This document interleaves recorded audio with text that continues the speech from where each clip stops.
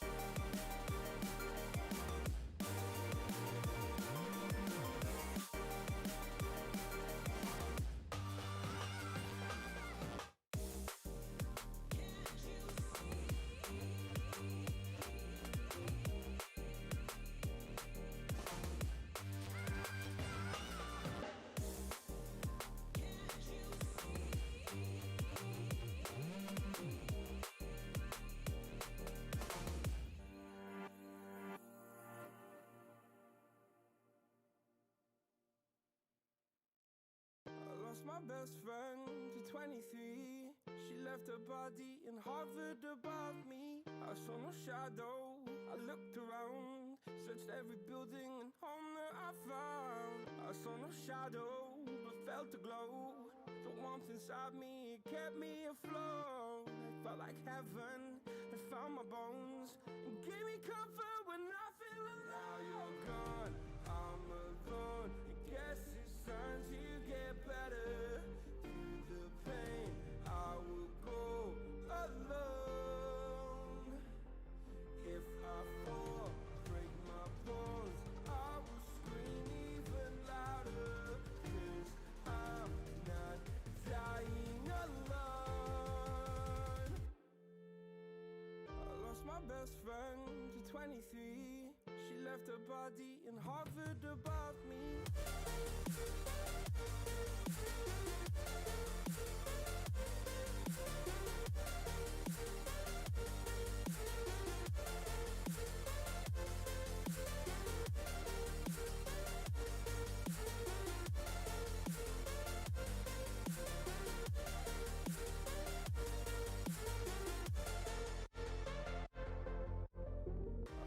Best friend to 23. I heard the heavens crying above me. The gain's an angel, I lost a friend.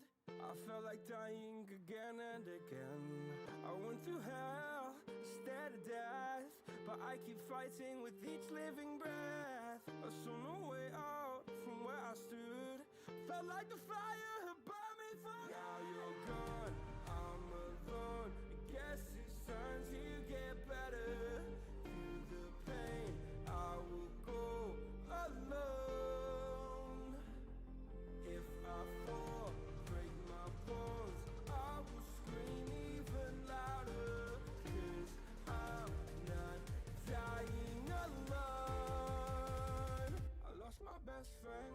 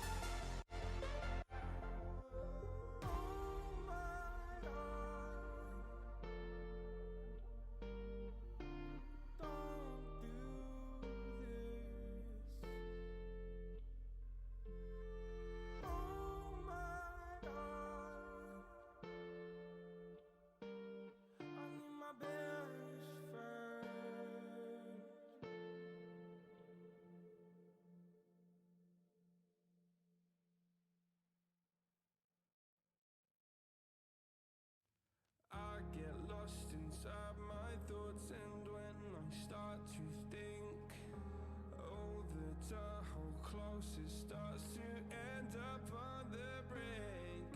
I tried so hard, but all these scars, they cut so deep I bleed. I fell so fast from heaven, it's like someone clipped my wings. Now I'm falling, and I can't see the ground,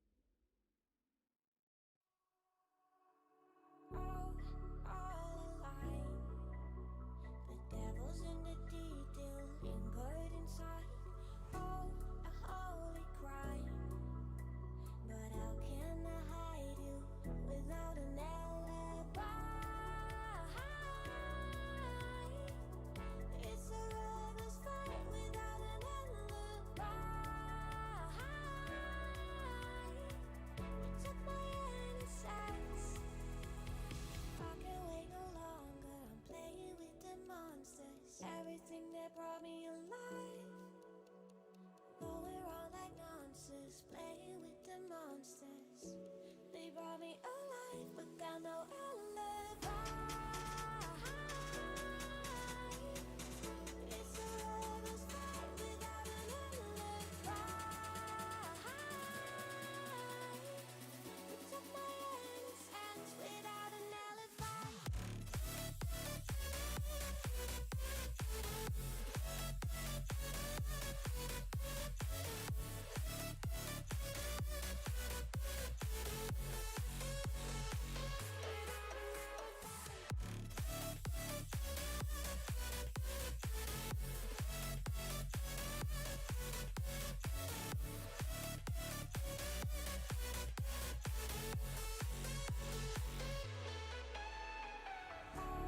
Smoking gun, you got me on the run.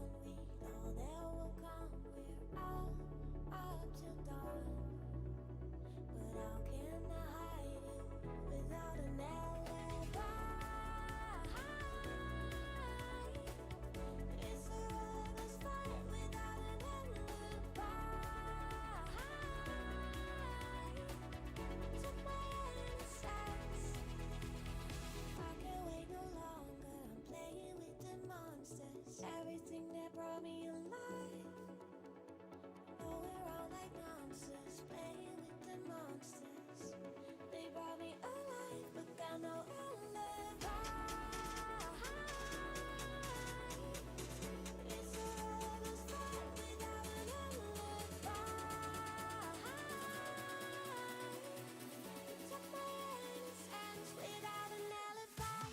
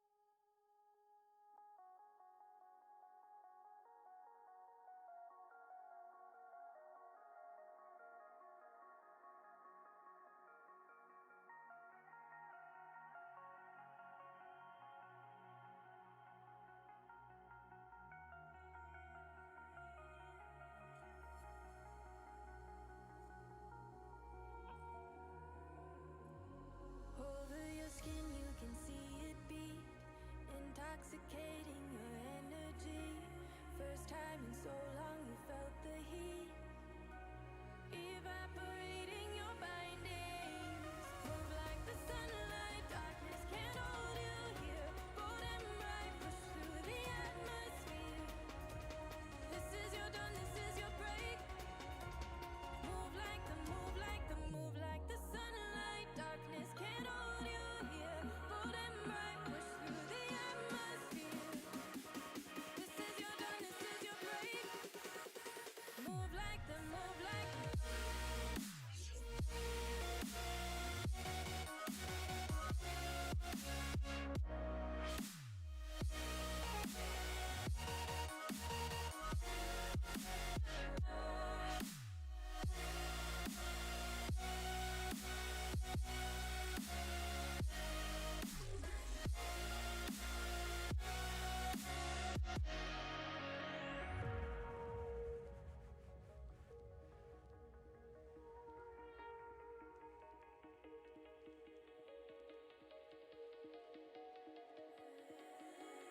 I know the sadness that cripples you.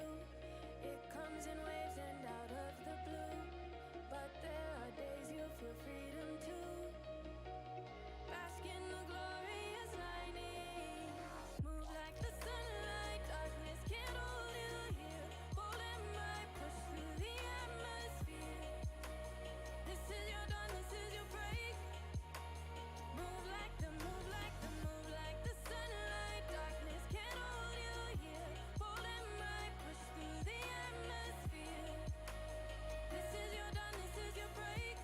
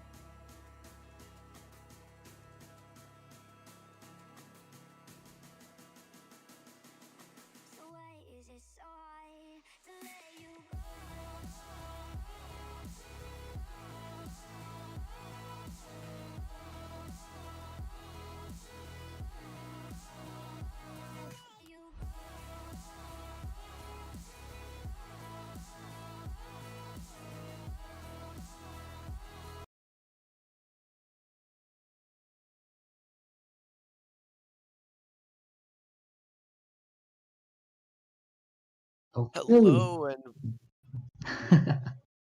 my apologies. Hello, and welcome everybody to the Streamline Minor League Tournament. My name is Pond. I'm joined here today with Forge for the second match of our um my apologies of our semifinals. Forge, how are you doing today, ma'am? I'm doing fine. Pond, how are you doing at 7:30 a.m. on a Saturday? I'm tired. I'm tired. Um, might have stayed up a little bit. The ranked grind never stops, as a lot of viewers out there do know. So as of last night, the rank grind did not stop until 3 a.m. So maybe Hmm? looking at a little bit less sleep than optimal, but ready for a good match today. Yeah, so for all of you guys just joining in, today we are going to be going at KL11 versus Virtual-5 or V5. So both of these guys played extremely well, I would say, in the tournament and are now in this upper bracket second game. We have Virtual-5 who had previously played. Who did they play? Who was that? Rivals, yes. They just qualified off playing against Rivals, and KL11 was against Sabertooth Wolves. So we'll have to see. Yeah, I guess now we'll be moving on to the map ban phase. So is the map bans ready? V5 is going to take theme park off the Yep. board first, and that's going to leave us on to whatever map KL11 doesn't want to play today. And then the way the map ban phase works is after KL11 takes off a map, they will then take it over to V5 for the first map we are going to be playing today. And then each team will then ban another map, and the remaining map will be the deciding map of the tournament or of the series. Yeah. So So theme park off early on, I'm not too surprised seeing that come in. We got to actually see our first game of Virtual-5 on theme park, and they did very well. The team that they had played only it was a very weird map. One of the players in the other team had lost power, but Virtual-5 was just dominant from beginning to end. And as I'm talking, Villa's going to be taken off by KL11, and wow, how do you feel about Villa being banned out here, Forge? I'm always disappointed because I keep wanting to see Villa, but it doesn't happen. I guess 35% defense win rate is not to everybody's interest. So that's Villa out. I'm as it stands, I'm still praying for Clubhouse to be banned, but oh, Clubhouse gets picked. So we are going to play Clubhouse, unfortunately. So because I just feel that we've casted Clubhouse multiple times. It's again and again and again, and I think after 4 games or so, we started seeing a few stats getting repeated. So I was hoping we could do Theme Park and Villa and maybe Oregon to spice things up in this upper bracket, but we're going back to Clubhouse. Clubhouse is always an interesting map to have to cast on. I feel like I was playing on there last night, and we're going to be seeing Consulate play Yes. today. Oh my Yes. goodness, we're going to be seeing Consulate play today. This is the first time, ladies and gentlemen, in our tournament that we are actually going to be seeing Consulate played. And now each team is going to make a ban. It's going to be Oregon taken off. And now KL11 is able to pick the deciding map. Do they want to play on Cafe or do they want to play on Coastline? I feel like both these teams are they both have a kit very well and enabled to play Cafe. I think both teams would be very, very powerful on Cafe. And as I say that, KL11 is going to take Coastline off, and we are going to be seeing Cafe as our decider match. Yep. So overall, I'll say not disappointed with this. We start. By the way, we're starting V5 starting on attack on Clubhouse and K11 starting on defense. I'm happy seeing Consulate finally. Personally, I like that map, even though that map does have its own issues. It's good. It's the first time we're seeing Consulate in this tournament. Cafe again. We did play it. The last time I believe it was KL11 that was on Cafe, which they did win and move to the next round. So they're fresh off that win, I think. Lastly, Clubhouse, pretty standard for every team that we've seen in this tournament. So aside from Clubhouse, I say this ban phase is pretty good. Map pick phase is pretty good. We might get to see some interesting stats. I think we can. I think we've reached a stage where we will see target bans in the operator ban phase. I'm hoping we'll see some Zofia bans with respect to taking them off for Virtual-5 because Virtual-5 does play a good amount of Ashe and Zofia. So all in all, could be a good next 3 years. Yeah, and that's exactly it. I mean, we've got to see both of these teams have. I mean, to be quite honest, coming into the finals at this point, we've seen just about every single team play on Clubhouse. I'll have to go back look through that, but I believe every single team that has made it this far has played Clubhouse at least once. And Virtual-5 was one of the teams that did exceptionally well there. But not to sleep on KL11, they did play Decoy Dreams on Clubhouse, and they were able to actually pull an ace off against Ironside, or Ironside was able to pull off an ace against Decoy Dreams. Same same ace as Sin Esports had that made it on Diego himself. Seems that the team they were playing just weren't really able to kind of shake that mojo. But we will be moving into our map very shortly, and I do agree we might be seeing some more targeted bans. I believe based on what the teams had banned before, we are going to be seeing the Thatcher come out, either in Montang or Maverick. On the defensive side, would be very, very surprised if we didn't get to see a either the likes of oh, my apologies, Echo or Valkyrie, and then we typically see that mirror band come out here.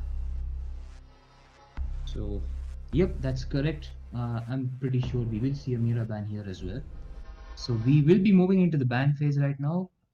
Like you said, Thatcher, Monty, pretty standard. I'm guessing a Thatcher and a target ban, but that would leave Monty out to play. So if any teams here has mastered the art of bringing a Monty, it might be an interesting thing to see. So And I don't think either. Yeah, I don't think either of these teams really do bring Monty. I would much rather see a Maverick band come out, especially because neither of these teams have had a strong Monty showing in the tournament. And I wonder if Virtual-5 knows this. They seem to be pretty quick to their pick. It seems like they know who they want to get rid of. And a target ban is coming out. We're not going to be seeing the Buck being played today. Very interesting right there. What do you take of that? The way I see it, it could be a target ban, or it could be allowing the Maverick or the Monty or any other operator in play.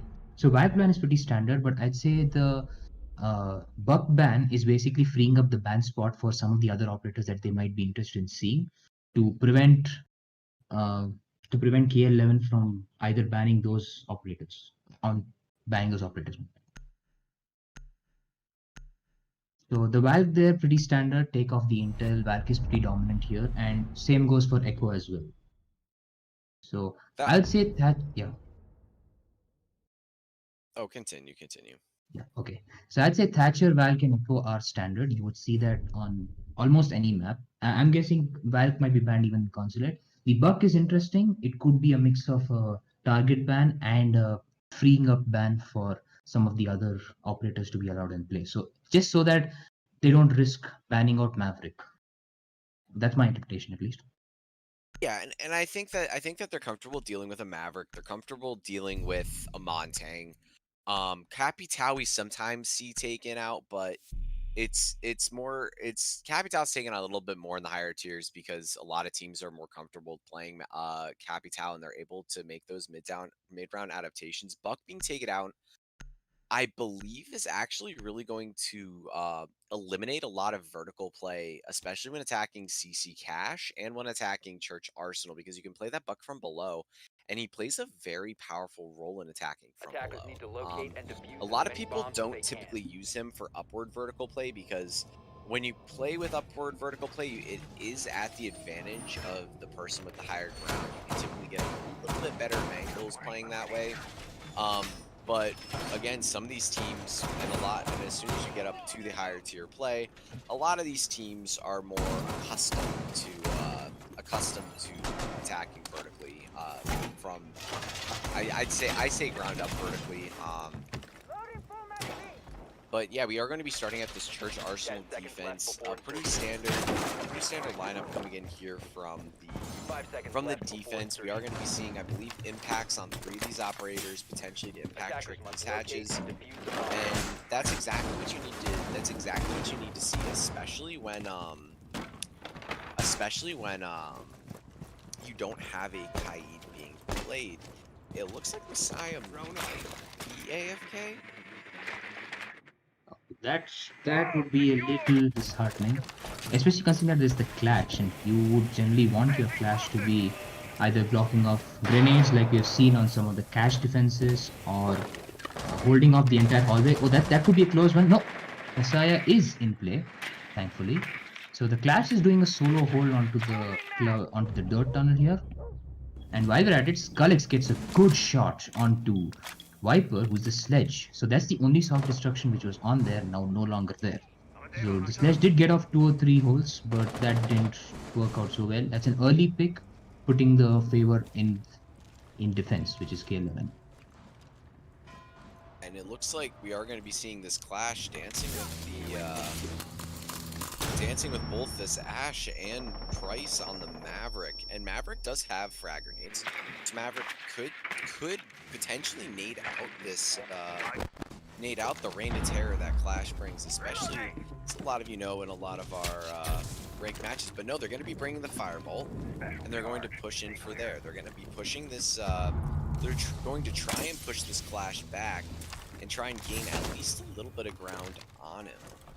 But delaying this push so far has worked to their advantage. We are currently 1:30 into the round, and they have no solid control here of dirt. And it looks like they're going to be trying to go for almost a dirt kitchen hatch execute, because they aren't rotating Nostalgia over or Price over to get that Moto hatch or to get the kitchen hatch. Don't believe we have either of those hatches open yet, and that's one of the first things you need to do. And Ironside is going to be pulling down these main stairs very well, so they won't be able to go for a main stairs push. They are going to have to opt for a Moto hatch drop. But as I say that, SkullX coming in really big. We're going to be seeing him take out Nanny, and that's going to be your 2 primary fraggers off the board. Yes, so SkullX holding off the dirt tunnel push pretty well.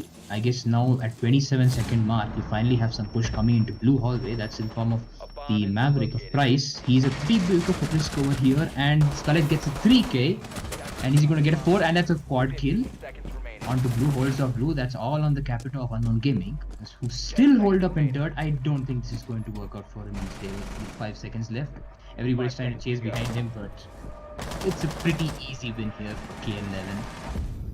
And they get the first opening of the upper bracket with the win in their favor. And a big quad kill coming in there from SkullX, playing on that Maestro. I gotta say that was very, very, very impressive on the likes of V5. It looks like SkullX might be a little bit sad that his ace was denied. Can't get that second ace coming in here, SkullX. I am very sorry, my man. But yeah, it was very impressive coming in there. It was really that clash play that really disrupted the attack a bunch. They were spending so much time trying to even get into dirt, and at the same time losing Viper very early on. Playing on that sledge, you aren't going to have any of that vertical destruction in order to gain any sort of vertical control. They weren't using any of their hard breachers to open up any of the hatches, which is a curious choice. I mean, once you see that main stairs isn't clear, and once you see that it's going to be very difficult to open up kitchen hatch, typically you're going to want to dedicate some utility to pushing blue or pushing dirt. And blue, as you'd seen, had a mirror on it. I mean, I'd always talked about the fact that I didn't think mirror was quite as sweet in this map. And in this match especially, I've been stood corrected on that. Mira held off that push from main stairs and held off that push from blue very well. The holes in it being the Moto drop and a Moto rush, especially when trying to push dirt, forcing the defenders to move out of Arsenal and more so out of Church into Arsenal to prevent that dirt push. That's typically how you'd want to take that, but the mid-round adaptation wasn't coming in there from V5, and so it was very, very well done by the defenders. Nevertheless, we are going to be going on to a CC cache defense, pretty standard defense. We are going to be seeing some default reinforcements on garage door 1 and garage door 2. My apologies, garage door 2. And we're going to be seeing the Wamai playing up here in Rafters. And this is a very powerful position, especially from the likes of Ironside, who's shown in previous games to be very, very powerful on that Wamai. And holding off that power position prevents any push from really coming up red stairs and help prevent that push coming from the CC balcony. And if you open up that wall, you have a pretty long angle that you can get into cash room, which is very C4 attempt there, I believe. That was coming in from bot like this. So bot has lost about 25% of his health and a C4 in an attempt to stop the Maverick and a Thermite. Maverick did lose some health of Maverick Price, but that all 5 attackers are still alive and they did get the bandit charges out, so the wall is going to get open. Interesting thing to notice was the Jaeger of Mischief was previously sitting in blue. So we have seen in this tournament in the past people sitting in the oil pit and getting some kills onto whoever attempts to cross garage without droning that part out. So never mind that. While we're at it, Nostalgia gets a kill on Ironside, so the previous main fragger is out, and there's been a trade, I guess, because Price has also lost his life. So that's a 4v4. Very good trade coming in right there. I mean, taking out that player in Rafters, that is a really good trade because now the attackers have Unknown Gamer ready to really push forward here. Now that the attackers have control of Rafters and have CC wall open, they will be able to go for the default plan as long as they're able to gain some solid vertical control. But it looks like they don't have any more C4s available. We are going to be seeing the one C4 routine off. Now all they're going to have to do is deal with this smoke, which will hinder that push. This bot is going to be playing at the top of red stairs, trying to prevent that jump in window. As I say that, bot's going to be taken off bot's going to take out Nostalgia. Viper's going to take out bot. Mischief coming in with a really nice flank right there. However, he's quickly taken out by Nanny, but it's going to be a 2v2 situation. Nobody's covering Nanny on this plan. Curious choice, but no, Nanny, or my apologies, Viper can cover himself on this. As smoke's gonna be docked up. It's all gonna be left onto Nanny. Both the players are playing over in CC Cash. Is he able to take them out? He's able to get out Messiah, but no, Skolix is able to clear this up for his team. That is going to be a second round one by the likes of KL11. Yeah, that was very close. Good response by the sledge. I'm assuming the sledge was Nanny. Yeah, the good response by Nanny there. Oh, sorry, Viper, who quickly got off the plant and read the smoke coming in. But it's the first time in a long time we have seen a useful dock play for other than just aggressive plays. That's the first time we have seen the dock heal up, and it's made a difference in the round. So unfortunately, we're going to be seeing a rehost here. Probably power issues, I'm not sure, but sorry folks, you might have to just wait a bit. These guys need a rehost. Yeah, we will be going to a technical break right now, and we will be coming back very shortly.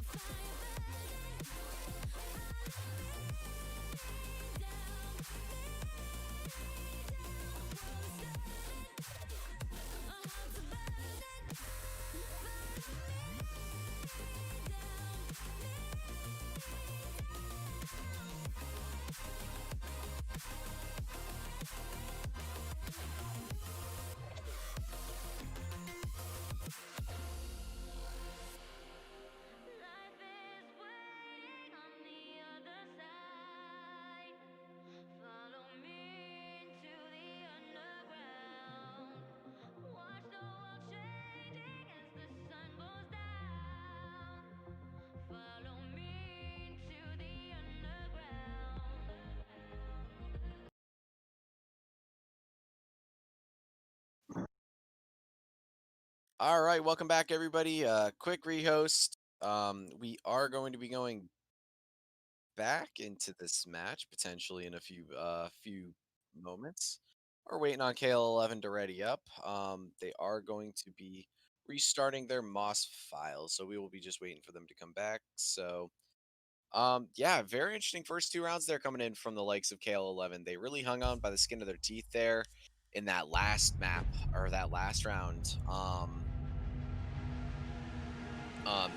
Especially with Viper pushing in as the Viper pushing into plant, which I don't know if that really was the move, but he just very, very narrowly missed his shots on those docks, and Nanny wasn't able to clutch it up in the last seconds. But a very dominant first round from KL11. So we are going to be going to Gym Bedroom now. We are going to be seeing a first pick coming in very quickly from the likes of KL11 with that castle pick. I really like the castle being played up in Gym Bedroom Forge. I don't know about you, if that's something you really play quite a bit of, but playing him up there, you're able to cut off a lot of those angles, especially coming into the construction wall, especially being able to cut off that gym door, which will prevent an angle from coming in and taking any breach denial off the wall. I do agree with that. I mean, Castle standalone, yes, I do like seeing more Castle, but Castle with Mira, I always say, is a match made in Siege heaven. It's phenomenal, always works out. And another reason why I'm excited to see Consulate, because Castle and Mira in the top two is remarkable, but we'll talk about that when we get there. Right now, like you said, good point. Jim getting blocked off with Castle's Castle barricades. Typically what you would have seen here, or at least what people want to try now after the recent EU major games, is using a clash to block off the grenades in attempting to take out the breach denial for the jacuzzi wall. So I was hoping you would see that, but I guess these people want to count on the castle more to block off the line of sight directly and hopefully rely on the ADSs to keep that wall up. So I'm assuming they have put some ADS on the jacuzzi wall, unless we have bot trying to hold off the entrance to cache, which again is pretty important because you do at least two of your 5 people on attack need to make the push from cache or servers all the way onto into bedroom. The construction take is really important, which starts off from cache and servers. So right now we're seeing the Thermite of Nostalgia attempting to check if there are any breach denials, but I guess they can go ahead pretty easily. No, we do have a Kaid Electroclaw blocking off the hallway, and there's a quick entry by the Zofia onto rafters of Clubhouse, the Zofia of Nanny. So the push starting in at 2 minutes 13 seconds. Attack is looking pretty structured, I guess, and Jaeger's probably prepping a run out. Yeah, it looks like Jaeger is going to be prepping that run out, and it looks like they are going to be burning ADSs over by that jacuzzi wall. I'm assuming they're going to be burning those ADSs so that they can throw a grenade in there potentially. But it looks like they are going to be dedicating Nostalgia and Viper into taking that wall open. I don't know if they're going to be trying to go from below potentially. It looks like that's what they're going to do. To try and open up that cache wall. It looks like they were able to find the Electroclaw from below, so they are going to be able to get there and cache, clear out those defenders, and potentially make their push moving forward. And we are going to be seeing a nice little rotate coming in here from the likes of Mischief. It seems that he has some tricks up his sleeve as he rotates down to bar, and assuming to flank up red stairs. We will be seeing what comes that, but no, he's going to be sniffed out and taken out by the likes of Nanny. That's going to be the first defender off the board for KL11. So this is something I want to quickly talk about before the round ends. We did have a 6th pick off the Maverick and onto the Hibana. So I assume that V5 read the reliance on the Mira, which is why they wanted to take it out. But the Mira here, the Hibana here, has been used up in taking off the... Doesn't matter, the Hibana's dead. Messiah gets the kill onto Price, and he gets a very clean headshot onto Nanny, and now he's trying to challenge. Doesn't matter. The unknown gaming of Capita is also out on the board. That's a 4v2, 4v1. Jaeger doing the rat strat under the window. And it's all up to Nostalgia on the thermite.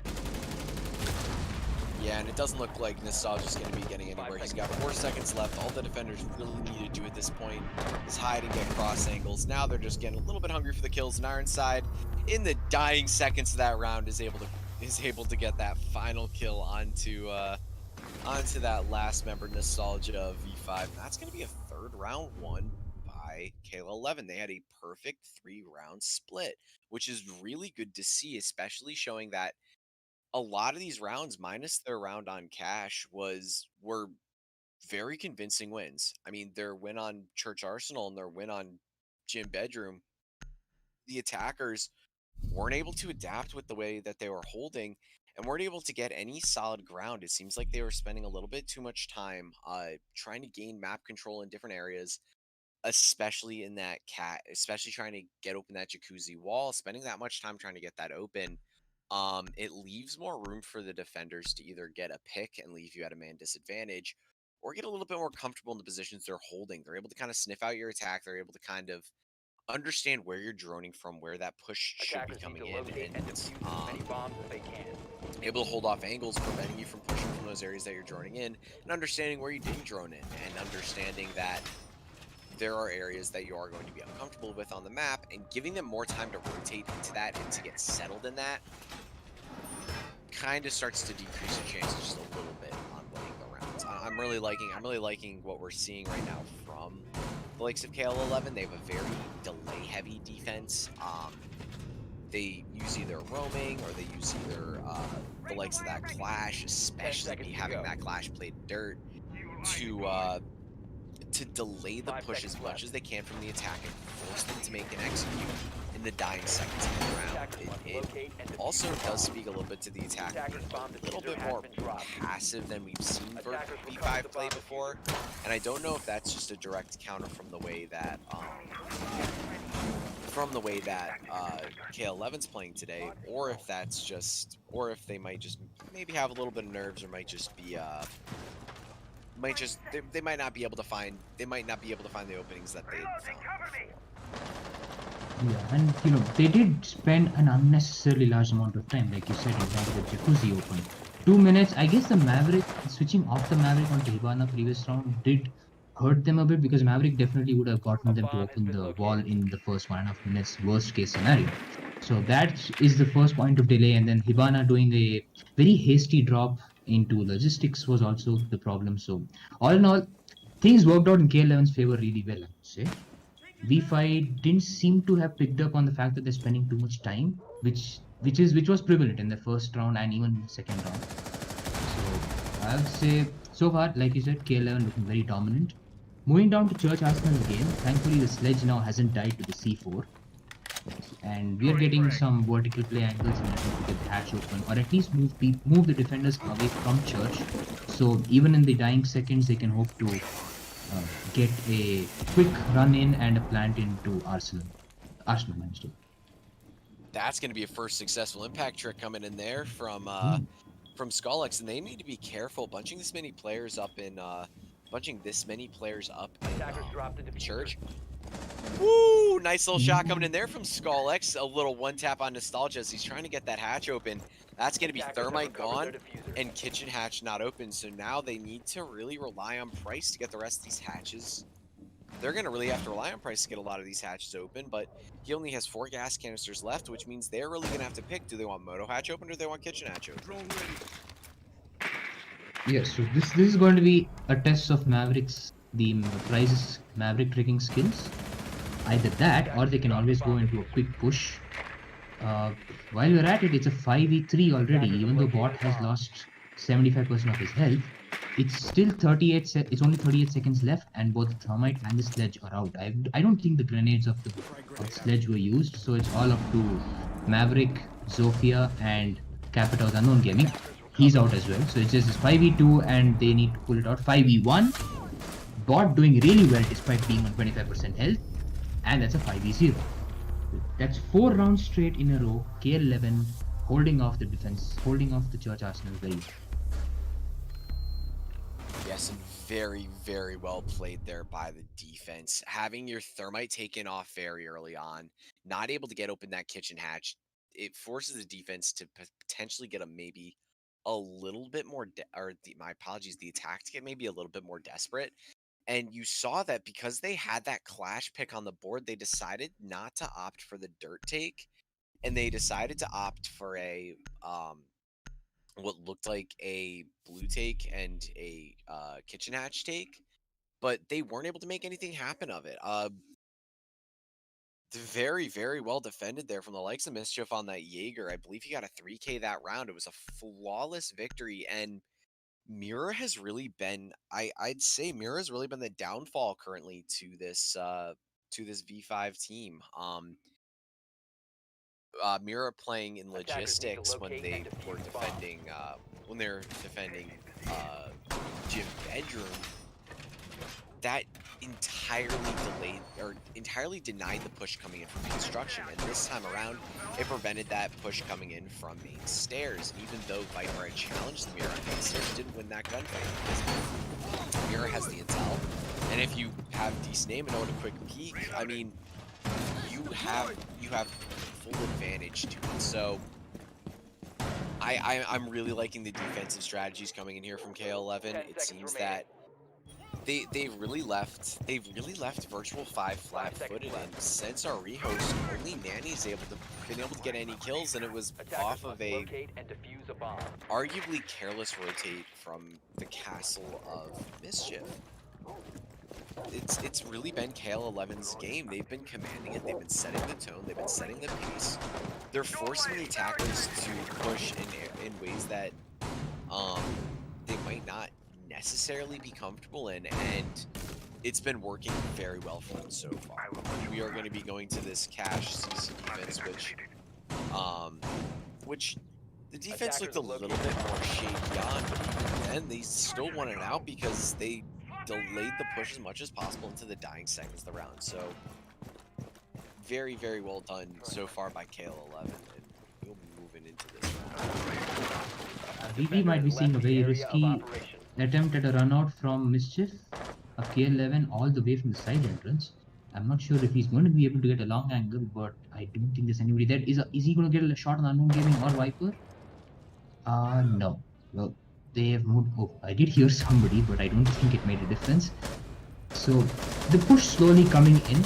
Ironside is still holding off Raptors very well. The Capita, I guess in this case, would want to flush him out to the use of the fires, but you have to understand here that the person holding off the Raptors is the Wamai, and he has magnets. The magnets are the only ones that can hard counter the Capita, or rather in a way it's a soft counter, considering that it still detonates the fire, but it at least pushes it away based on how you place it. So we still have, I guess Ironside gets the kill on the Capita, so that's very well held. The shield there also providing a much tighter angle, and the Capita is off the board now he still had one fire and 2 smokes left in him, and it's going to be a lot harder now with just 1 minute left. Yeah, and without Viper there, they're not able to really successfully Maverick trick that wall, but nevertheless, Ironside takes out the player and Raptors, and that being Ironside on the Wamai, and they have Raptors control. But they really need to start to speed up a little bit because they only have 45 seconds left. And Bot giving away his location at the bottom of blue, not able to get that, very, very narrowly missing that pick to the player playing on the top of blue right there. And now they're going to be left to 34 seconds left in the round. They're going to have to start to speed things up a little bit, or it could potentially be too difficult of a push coming in, as Unknown Gamer's going to be taken off.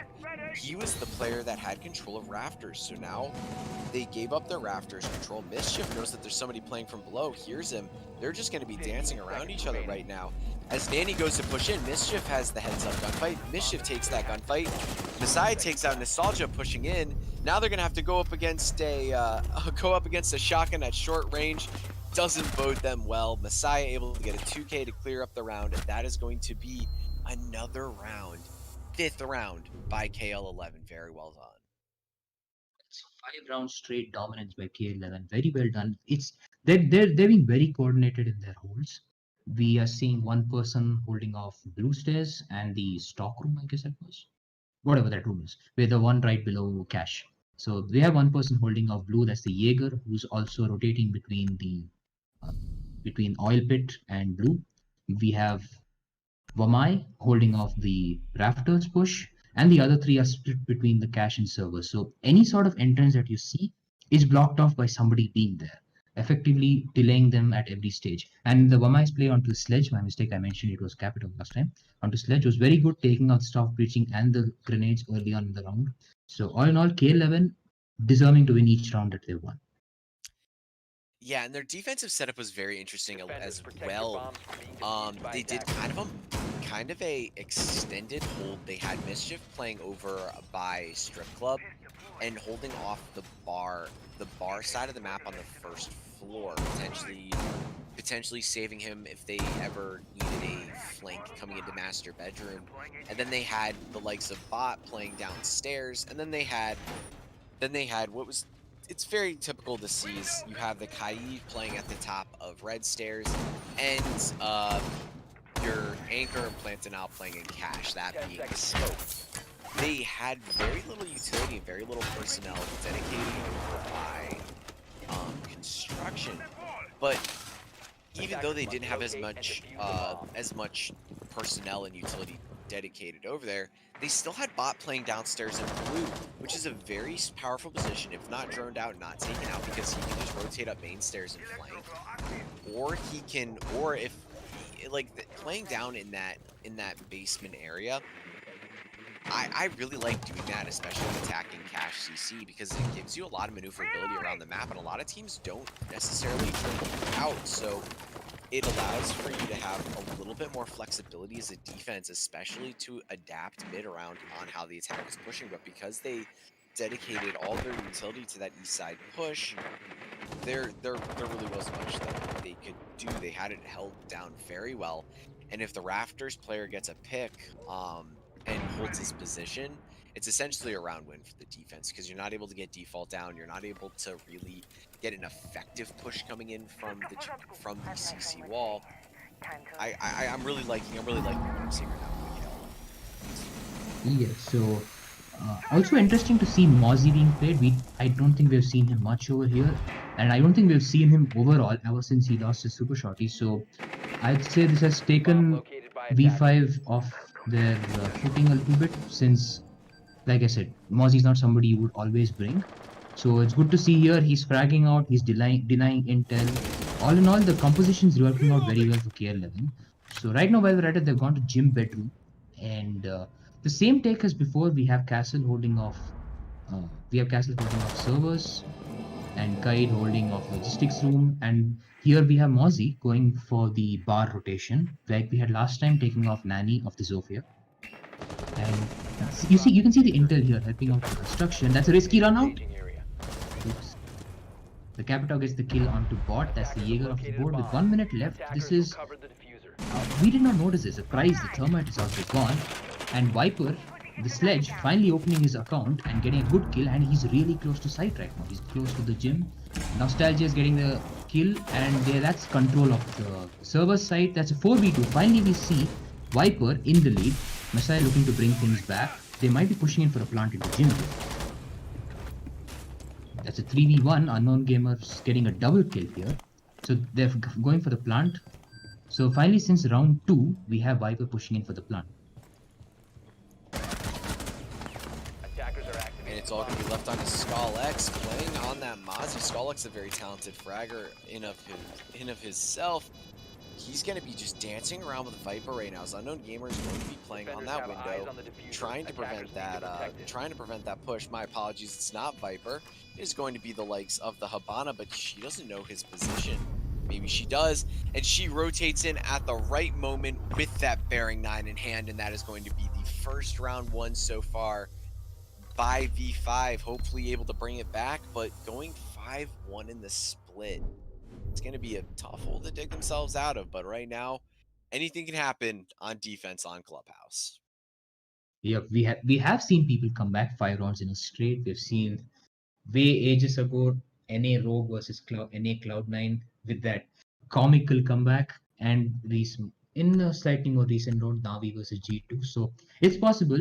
This is a game and a map where anything can go in any direction. So split in the midway split, we have V5 moving on to defense, bringing a very similar setup to what KL11 had previously brought, and the same goes for KL11 as well, bringing a very similar setup with Hibana. But we have a Monty in play. So the sixth pick here going off the sledge and onto the Monty. So that's two smokes and a slightly slower but a very hard defense to break. By defense, I mean Monty's shield here. I like the Montaigne pick, especially if they want to try, especially because they see that they have this Wamai that's going to be playing in Rafters. Montaigne is the easiest way to kind of counter that. As Montaigne gets maybe a little bit aggressive, pushing that player in Rafters, it's very hard as a defense to prevent that. The only way really to do so is to place a shield in the middle of the catwalk and to force the Montaigne to kind of jump over it. But if you don't do that, which it doesn't look like they are going to, the Montaigne is able to push up, and as long as you have the first or garage one open, you have the angle from garage one looking onto CC window from Rafters. There isn't a whole ton you can do. There really just there isn't, and it's going to take a lot to take that out. Like the Montaigne, and hopefully he doesn't lose this like early on, because his play can really change around. Yeah, so aside from the shield placement, the previous one, the one that we saw from KL11 was being placed on the rafters, while in this case it is being placed inside servers. Most of the defense seems to be very similar. Wamai playing on rafters, Jaeger roaming downstairs between Oil Pit and Blue, and we have Smoke and Bandit on split between servers and Cache. So they're going for the similar push with the variation of the shield, which, like you said, the shield would have rather completely denied a Monty push. But I don't think the Monty of Messiah is going to attempt to do whatever we just discussed right now, trying to get a safe push without wasting some grenades onto.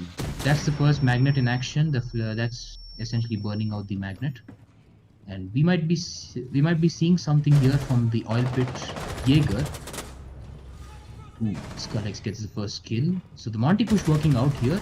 Nanny's still in the basement. I think he's given off his position. And while we're at it, Bot gets the kill onto Viper. So that's Rafters fully open for the attackers. Though they've lost Skullex, I think they can start making a safe push onto Cache. Yeah, and all they're going to have to do right now, and it looks like they're not going to be having any C4 play from below. They honestly can, if they can get this Montaigne in there, they could get that plant down, and a very easy plant coming in from them. But it looks like Ironside has the diffuser. He has the wall open, and Messiah may be getting a little bit careless with some of those peaks. He wants to play a little bit more passive, but Nanny's going to be taken out by Mischief, and it's going to be a 2v5 against it's going to be a 2v5 situation against a Montaigne. And this is a very hard push to go against. There's 36 seconds left to burn out into the round.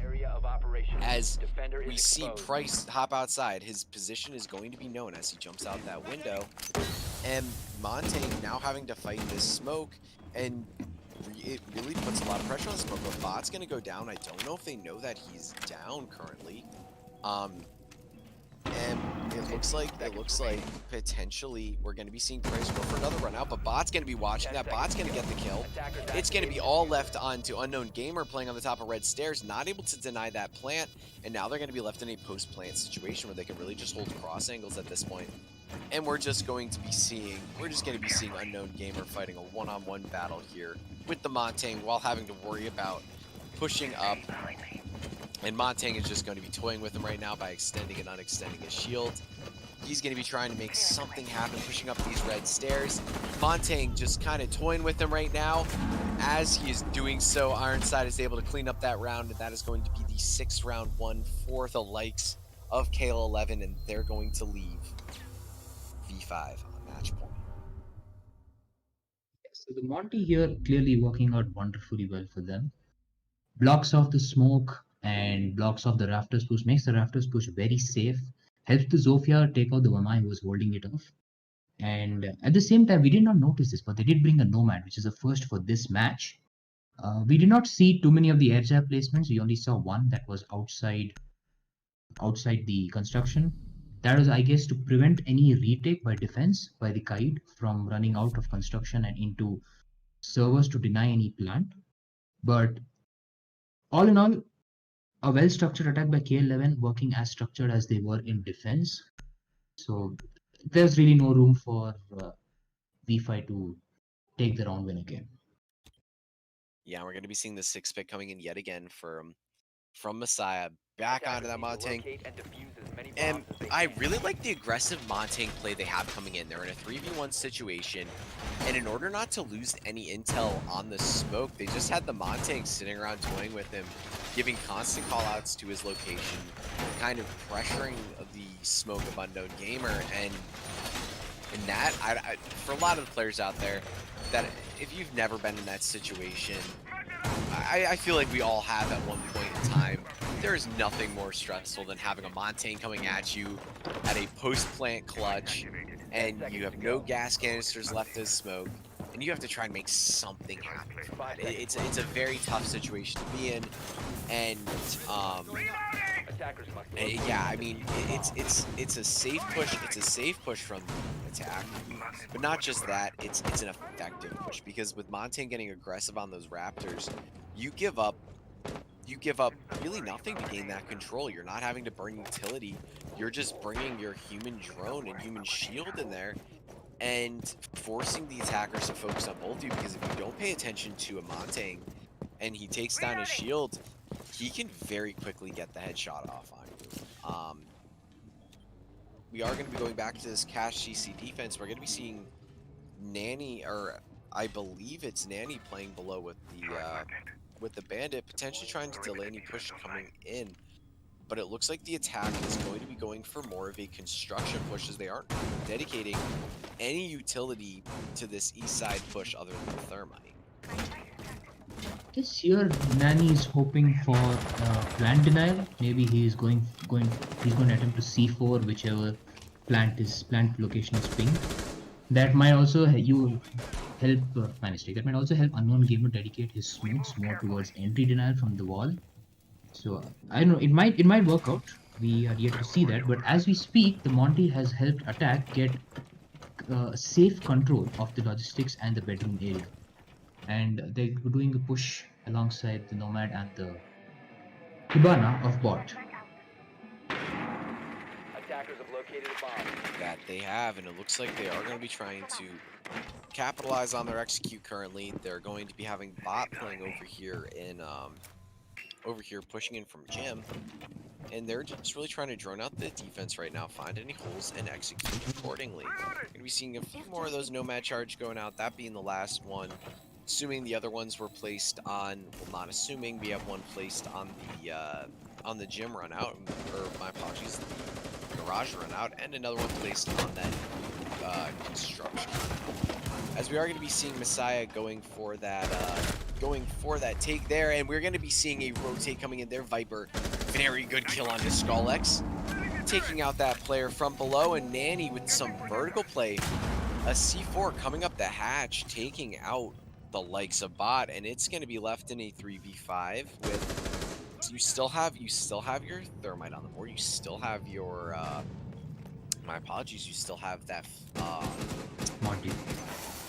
you still have that Montang on the board, and you still have that Nomad on the board. So we're going to be seeing a almost fully dedicated push coming in here from construction, but Price able to take out Ironside. A run out coming in here. Viper's going to get sniffed out, and he's going to get killed by the Mischief. But now they can really just deny this plant with those smokes, not able to make anything happen of it. Mischief able to get another kill, but it is not going to be enough. We are going to be seeing Virtual-5 win their first defense, and it is still going to be match point. It's going to be a hill that they're going to have to climb, but they're really giving this their all. So it's good to see some coordination coming in finally. So we've all along we were seeing a clean sweep from KL11 side. The Monty again Monty was pretty close to working out this time because what I was noticing was around 140, I guess, 140, and the Monty was already at sight. All they needed to do was get the wall open and go behind him. But that C4 of the bandit coming in from the bar area really changed things. The first getting that kill and then Kaid getting the kill with the C4 onto, what is that? Yeah, that was Ivana, I think. So putting that into an early 5v2 that put the advantage back into V5. So V5 getting their second win in the entire game. Still match point, like you said, but they're clawing it back. They're Defenders, slowly protect attempting your to claw bombs it from back. being defused by attackers. Precisely, and that's what they're really gonna have to do right now. It's a hole that, I mean, in competitive play, being left in a 6-1 split, it's a really tough position to be in because one simple mistake drops you the map. And right now they're gonna have to make no mistakes. And that round, they did everything right. They're playing from below. They're preventing the attack from getting at all comfortable, preventing them from gaining any vertical control, preventing them from getting any control of Raptors, getting the angles they need. But it's interesting that the attack didn't even attempt to go for Raptors. It looks like they kind of wanted to switch up their attack, but the defense knew. The defense had they had breach denial on that construction wall, and if that breach denial was not there, the round would have gone differently. The round would have gone in the likes of the attackers, or we can't say for certain, but it would have been more favorable to the likes of the attackers. But because of how the defense is, they had a very strong setup for for more of an anchor hold and more of a turtle defensive hold, while having more of the extended hold downstairs to prevent any of that vertical pressure. I'm really liking seeing that adaptation, and it was perfectly set to counter a construction push. So, see, one point to be noted here, seeing 2 rounds of Monty has driven V5 to bring in the Legion.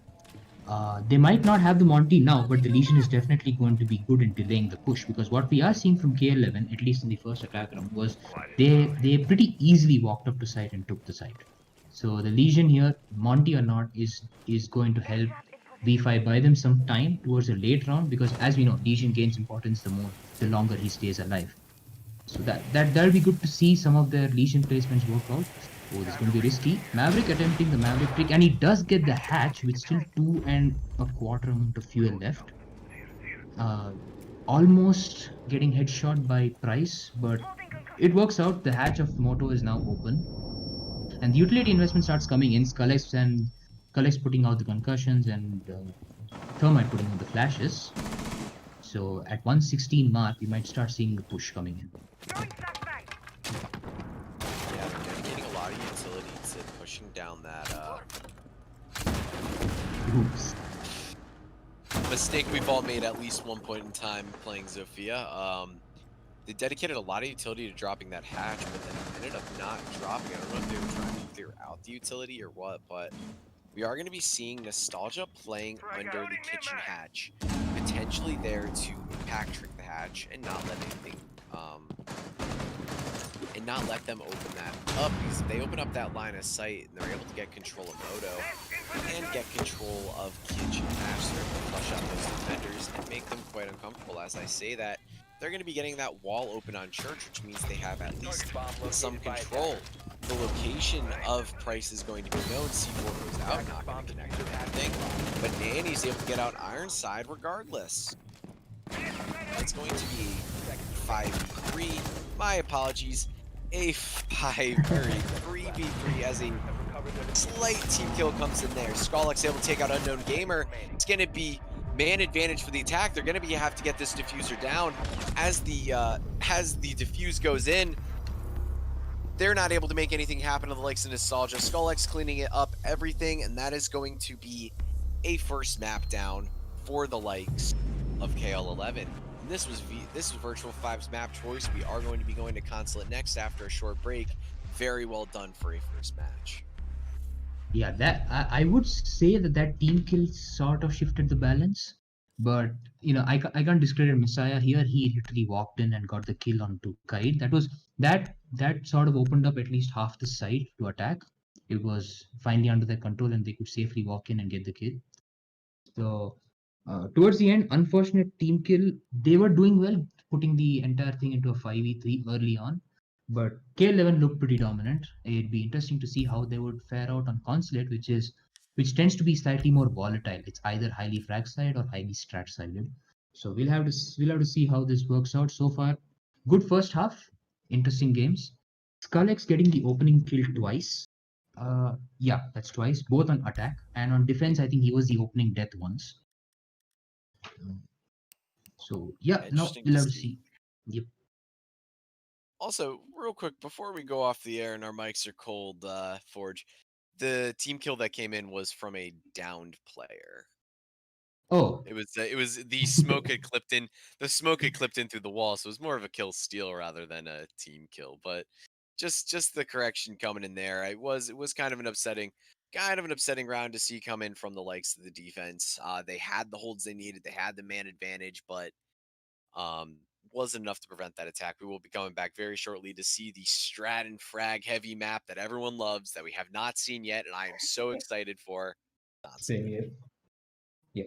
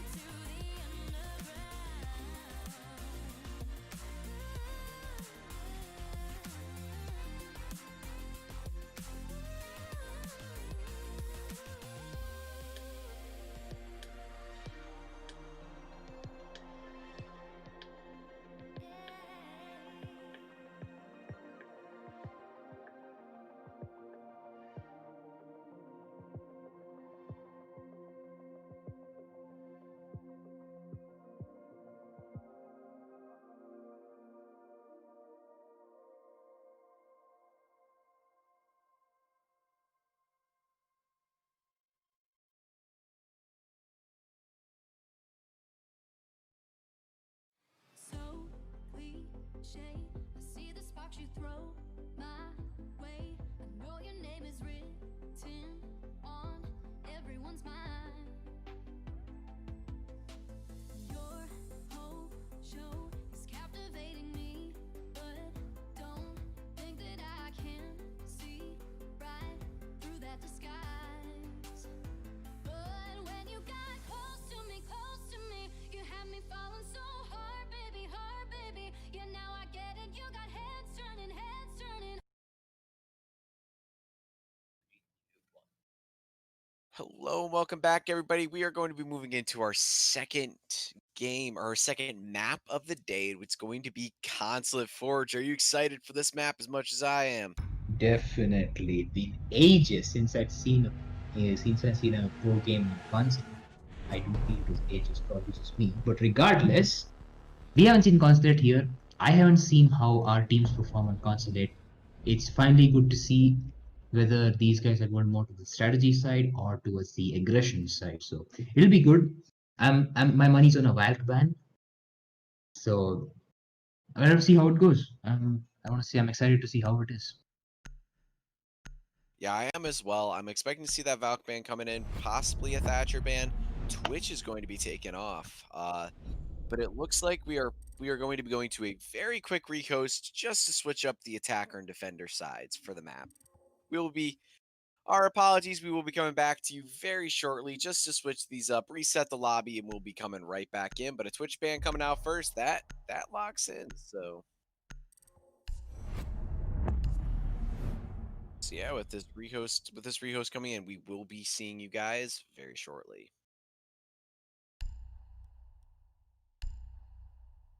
Twitch and Nomad, that's interesting. I mean, Nomad is pretty standard. Oh wait, yeah, okay.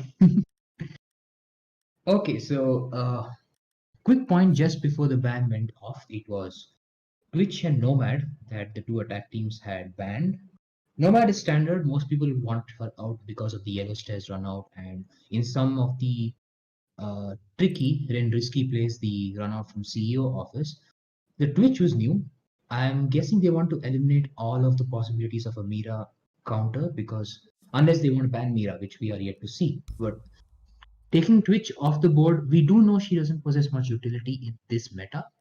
Regardless, that's at the F2 and some possibility of a Mira counter off the board. So that was interesting. I'm not sure if it is again a target ban or a ban like we had seen in Buck, where they just want to free up that ban space so they don't go ahead and ban somebody else. But clearly, that was an unconventional ban. It was pretty unconventional coming in. I think Twitch is more of a niche op. I think she has a place in the meta. But it's a very niche place and it's a very risky place. And I think the only map she really is viable on is Consulate. If you use that Twitch drone, if you're able to hide out a nice little Twitch pick, and you're able to get the drone in and take out all the utility on the top of yellow stairs when going for an admin push, and a yellow push, you're able to nade out the person playing at the top of yellow without having to dedicate a whole ton of utility to do so, and you can do it very quickly. So I like the Twitch ban. I don't necessarily know if it's the most powerful operator to take out, but then again, we did see a little bit more of an unconventional ban coming in with the Buck last time, which ended up did shape the game quite a bit, as not a lot of vertical control was able to be established by the attack.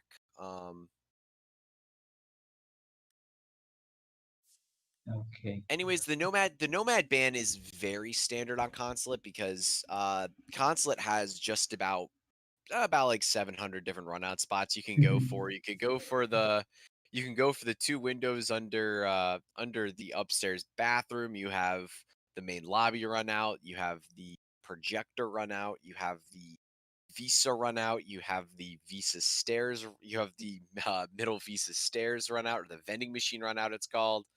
You have the yellow stairs run out. There's a vending machine run out? Where's that? Vending machine. It's at the bottom of Visa stairs. Oh. Okay, The yes, one at the yes. bottom of Vista Stairs. I believe there's a vending machine by there, and they Mm. call that vending machine run out. Trying to think of any other runouts on this map. Yes, you could also run out from, if you are really risky, you could jump out the windows on projector and run over to yellow. I've seen a few teams pull that out. But the main thing about console is a lot of the map, or a lot of the attacking side, is played outside the map. It's very hard to get inside the map unless you have very good droning, or you have very strong repel play, which we don't see from a lot of lower tier teams. Playing on repel, you have to understand the way angles work very well, and you have to be very quick with your peaks. You have to be very good at playing upside down and trusting the intel you are getting. So, we are going to be waiting for one more player to get into the lobby, and we'll be starting up. Yeah, but a lot of the map is played outside. And to go a little bit on to what we could be expecting coming in from a defensive ban, it really is. It really is up to what poison you want to deal with today. If you don't want to deal with an Echo and a Legion, you ban the Echo and Legion, but then you're leaving Valkyrie and Mira on the board. If you don't want to deal with the Mira, you have to deal with either a Maestro or an Echo. Or if you don't want to ban the Valkyrie, then you have to deal with the Valkyrie, even though you don't have to deal with that Echo. It really is around what teams are comfortable and not comfortable with. Yeah, I'm Espe- guessing more of. Yeah, please. I don't know. Continue. Okay, so I'm guessing more of a Maestro ban. I don't think any of these teams would want to deal with the Maestro on basement because he can single-handedly get safe intel onto who's planting and who's not planting, because most of the plant attempts on garage happen through smoke. So I guess they would want Maestro out of the board. Aside from that, like you said, Echo is always a possibility. He's never a bad ban. You can take him out of the board anytime. Um, Thirdly, Mira is partially a niche ban, because I would say it's okay to ban her when you're going for a basement hold, when you're planning on basement holds a lot.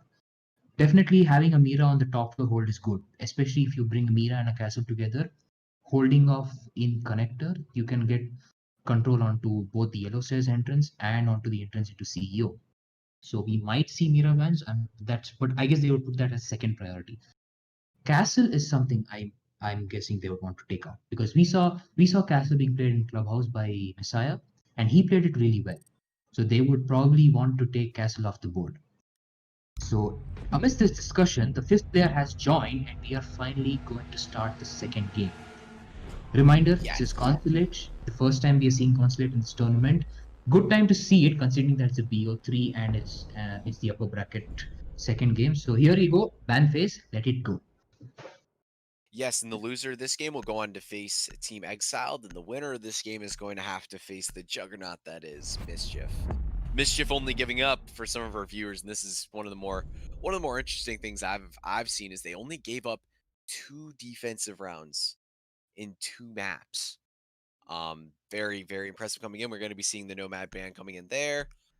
We are going to have to be going for the, what looks like a Blackbeard ban. Yeah. More Very, very interesting, especially with all the repel play that you have coming in. And instead of a Castle ban, Castle isn't very powerful on Consulate. You don't see him being played a whole ton. What you do see being played a lot is the likes of a Pulse. It wouldn't surprise me if a Pulse ban is going to be coming in very shortly, but we are going to be seeing the Valkyrie ban. Mischief talking about Dova right now. Dova is love. Dova is life. Dova is my main man. I know, Shout out to our Mischief. boy Dova. Shout out to our boy Dova in the casting booth. We're going to be seeing this last defender ban coming in now. And it is going to be the Mira. So now, and Ooh. on Consulate, I'd say just about every single defender has its own niche on it, and if we are going to be seeing, and I think that KL11 letting it go through, letting the Maestro coming through, letting letting I The Echo. my my apologies, letting Skullx have access to that Maestro. It's going to be a little bit hard for them to, or my apology, No, I said Maestro. Having Skullx having access to that Maestro is going to be a little bit devastating because we saw how effective he was at using the Maestro in that map. A pretty standard defensive lineup coming in. We are going to be seeing a 6-pick from the IQ onto a Hibana because looks like they don't have any hard breach capability, but Viper's going to be 6-picking onto the Pulse. And I like seeing the Pulse band come in on Consulate because there is so Attackers need to much locate soft and defuse as destruction. many bombs as they Almost can. the entire map is a soft floor, and having a Pulse playing from below and getting some of that vertical getting some of those vertical C4s in, it can be very devastating in a late round, especially when going for a late round plant. Having that C4 hitch from below is devastating. But we are going to be seeing a Consulate projector defense of the day. And a C4 out, very early curious choice, but nevertheless, he'll be moving on to the round. 10 seconds to insertion. Quick point here, I guess everybody would have noticed in the previous game there was a buck ban.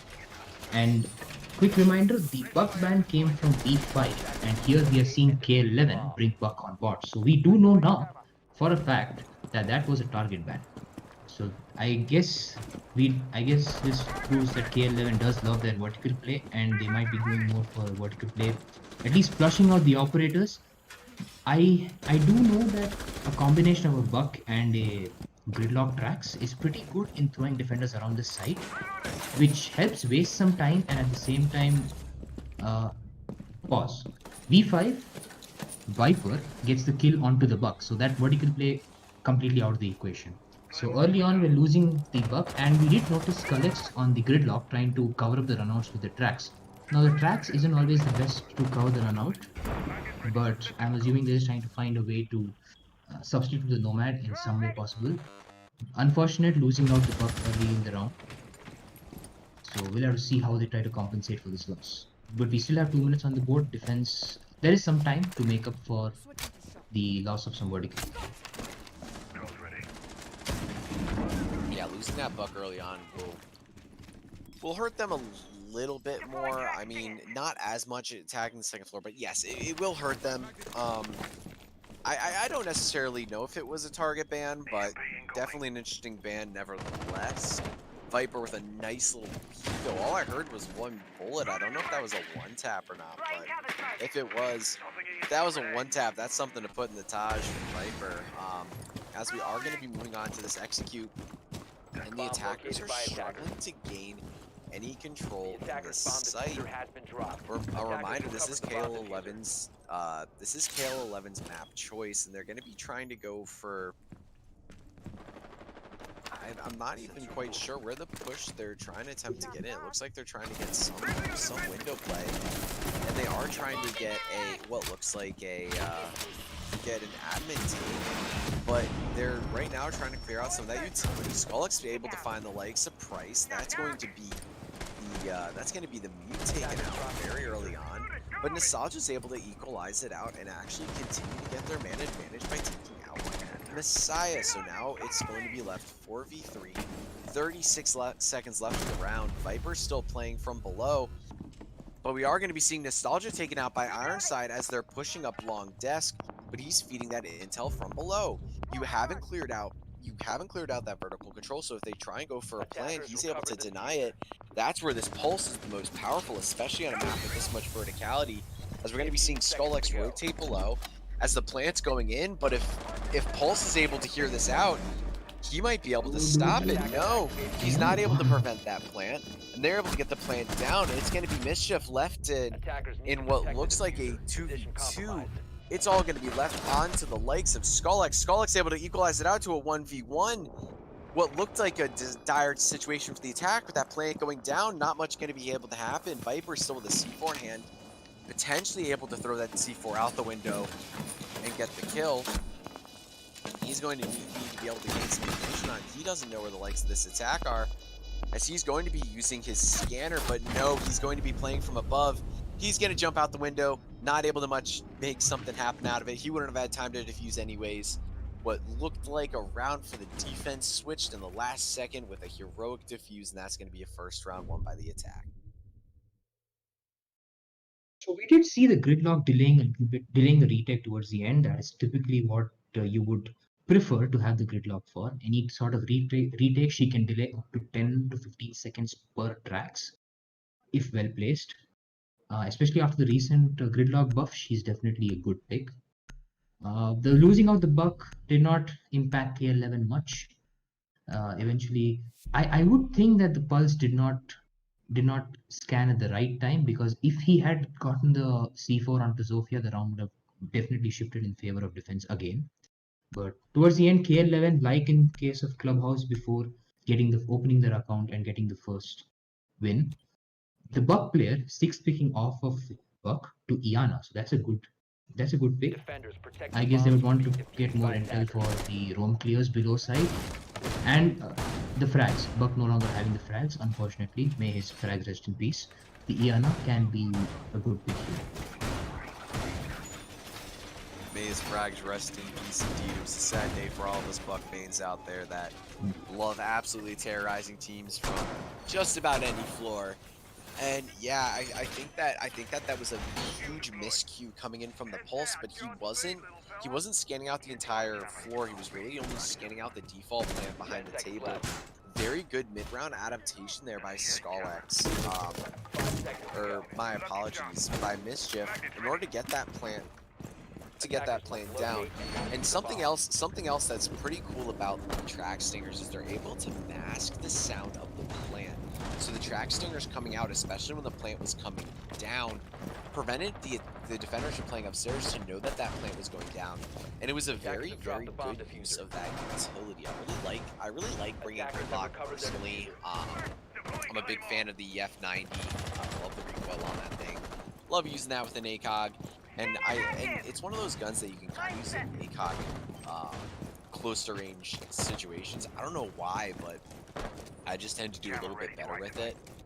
But I mean, yeah, I gotta say that late round adaptation by Skullx and Mischief was very impressive to see, because by all means the attack should have been around. The defense had the control that they had wanted. We are going to be going back to the same site, and a gunfight coming in between Unknown Gamer and the player on Rappel. I'm not quite sure who the player is. I believe it is Messiah, but I could be entirely wrong with that. And Skullx just hanging on upside down, looking at that peek hole in the connector wall, and trying to see if he can catch any of the defenders off guard, as he is going to be repelling on this. That is this.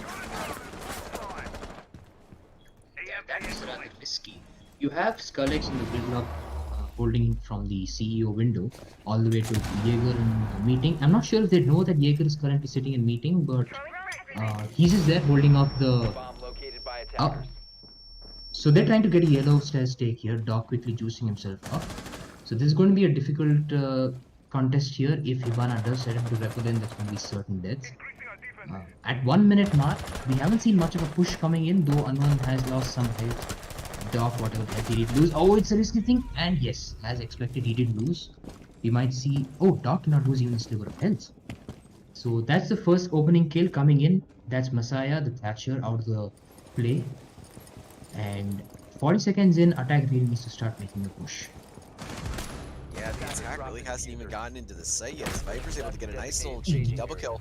Attempts to go for the third, but Mischief sniffs it out. It's going to be the same 2v4 crew we saw last time, as Skullx and Mischief are going to have to try and make something happen. 22 seconds left, diffuser not in hand. It doesn't look like they'll really be able to get anything down, as a smoke goes out to cut off that rotate. Bait goes in. They try and push in that window, but the window is known to be open. Free Fire goes in to take out Skullx. Mischief taken out by Nostalgia, and that is going to be a round one by the. Yeah, so the yellow stairs being the pain over here. The Doc and the Bamai sitting in the toilet and in yellow stairs holding them off very well. I guess I really think Gridlock should have taken the push around the yellow stairs. That way, taking the tracks, trying to distract the Doc, and maybe smoking off his vision so she can make a gradual push. I really do like that play. We are going to be seeing Viper just kind of slithering around upstairs, trying to get some of those snake plays in, attempting to get a late round flank. Unknown Gamer playing on the top boxes. SkullX taken out by Viper, and the situation not really going to be known. Danny taking out the likes of Ironside, and it's going to be left on to bot Messiah and Mischief, as they have not done a top floor roam clear, and they're being punished correctly for it. But looks like Mischief is able to make something happen.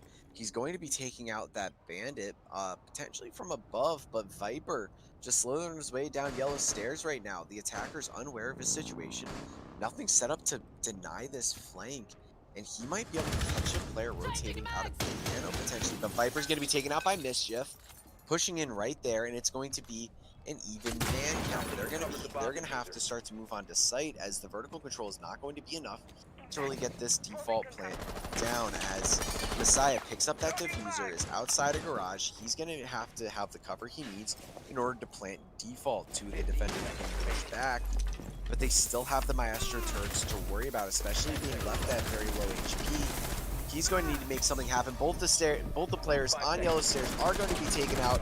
He's not going to be able to get that plant down. Finished up in the end by Nanny, and it is going to be the round one for the defense.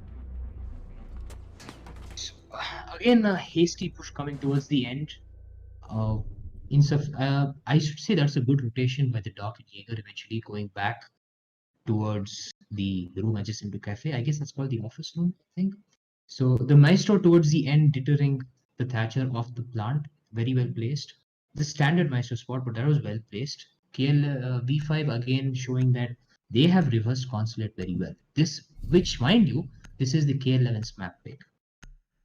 So I guess V5 knows the stats. They do have contingencies in place, despite losing Viper at early round, rather mid round, onto the yellow stairs. They were able to capitalize on whoever was moving into sight.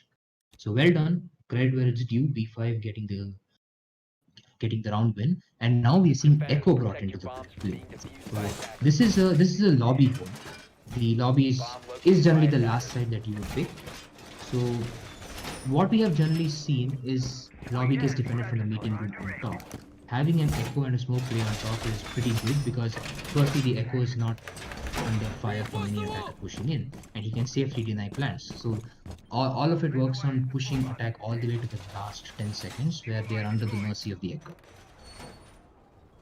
Yeah, and what's interesting is that lobby is being played a little bit more in the lower tiers, but in the upper tiers, you don't see a whole. You see a lot of lobby, you see a lot of basement, but you also see a lot of Teller's Archives, because what's funny is the console defense doesn't have as high of a win rate as high of a win rate as some of the other sites. Nevertheless, Viper's position in that last round was one that was made to Viper's made, like, when you have somebody playing on the second floor, his whole goal is to get at least one pick, delay the attack as much as possible by making them aware that you are roaming and they have to clear you out. If not, he is going to get picks because of it. He was able to get one pick, but his position was really set to die, but to delay the attack. So him losing himself, they still had their almost turtle defense down there on site. They were playing they're in their server and kitchen, and because of the Maestro, they were allowed to kind of play back a little bit more, because they could deny the plant from Messiah. Curious why he didn't use his P grenades to cancel out some of those Thatchers, or to cancel out the Maestro turrets. But nevertheless, we're going to be seeing Viper from below taking out Mischief with a nice little C4, beautifully placed, and that is not the player you want to be seeing taken off right now. That's going to be a primary entry fragger, and they're going to be left a minute 20 into the round, and still no progress made on clearing out this top floor. They aren't any closer to getting that execute down, and it's going to be made a lot harder. Yeah, so I guess now they're slowly moving in towards. Oh, that's a good kill onto Echo. That's an Echo at 120 out of the board. That is very good. Now you no longer have the late round land denial, so you're only having the smoke. The smoke. Now you also have the Jaeger. No, that's the Jaeger getting the kill onto Iron side. Meanwhile, Buck gets the kill onto Nanny of the Jaeger. So I guess now the top floor is finally under attack's control. With 1 minute left, this is looking okay. The pace does look pretty decent. The smoke is starting to put out his smoke canisters. Viper is still on to play. They should have figured it out by now that Viper is a problem to attack. Attackers have recovered their Diffuser has, okay, thankfully Diffuser has been picked up. So it's a 2v3. The Maestro is still there, the Viper is still running strong, and Smoke still has 2 of his canisters, I guess. Yeah, he'll be able to deny this plant, but not anymore as he's going to be taken out. And now they could actually go for, because they have this top floor control and no ability to rotate up, they should be able to go for this smoke plant as long as he lays out his track stingers to lay out the track stingers. That'll cover the sound of the plant. Skull X assuming to push in very, very soon as they're going to have that vertical control coming in to deny the plant. But no, they're going to push in very quickly as Bot is able to take out the player. He doesn't have the diffuser in hand. He's going to need to get that. He doesn't know where the Maestro's playing. He's playing below. You don't have enough time to get the plant down, and that is going to be another round 1 by the defense.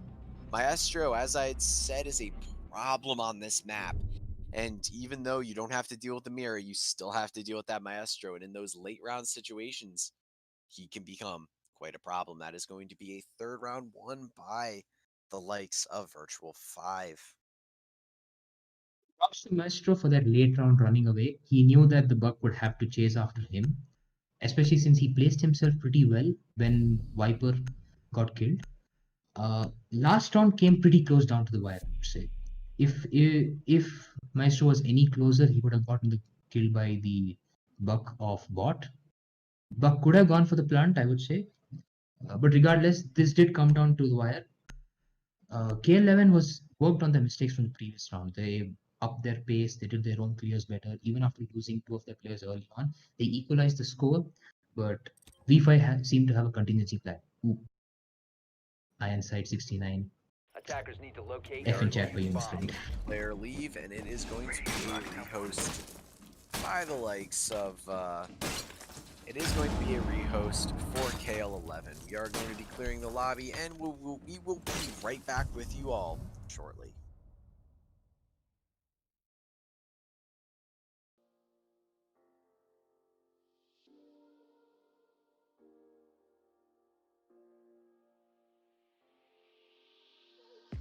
I'm on my last straw. I'm broken and I'm woken up. I'm done feeding your lies. I've had enough. I can't run your place.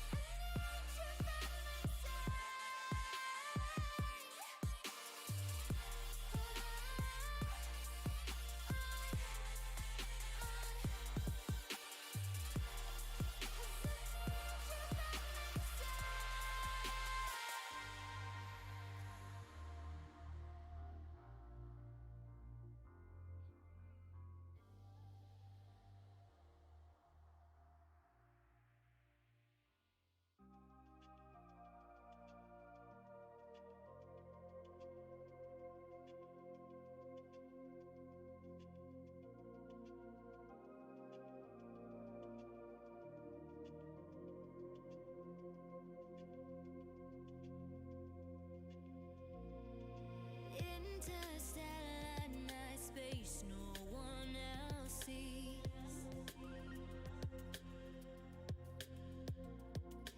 In the underground, we're living low key. Can give you peace here in your mind.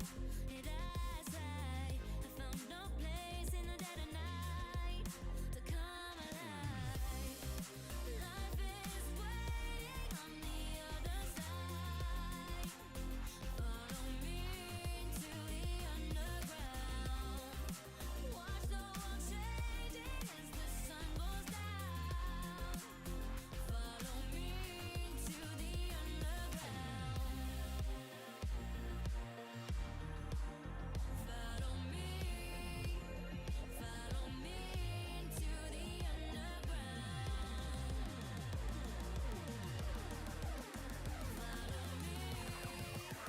Follow me into the under.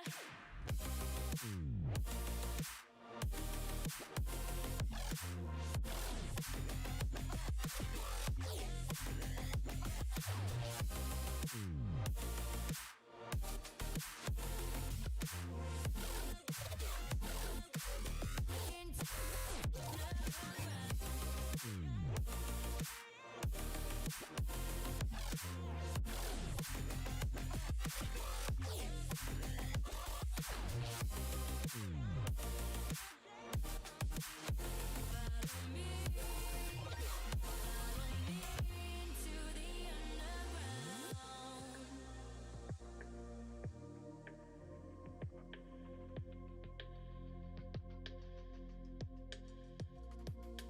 Diamonds in the sky, shades of pearl and green.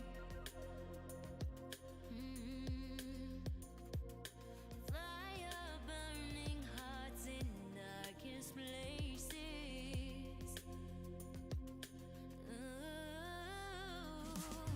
There's never been a better time to feel alive. I found no way, we're past the lines where truth won't lie.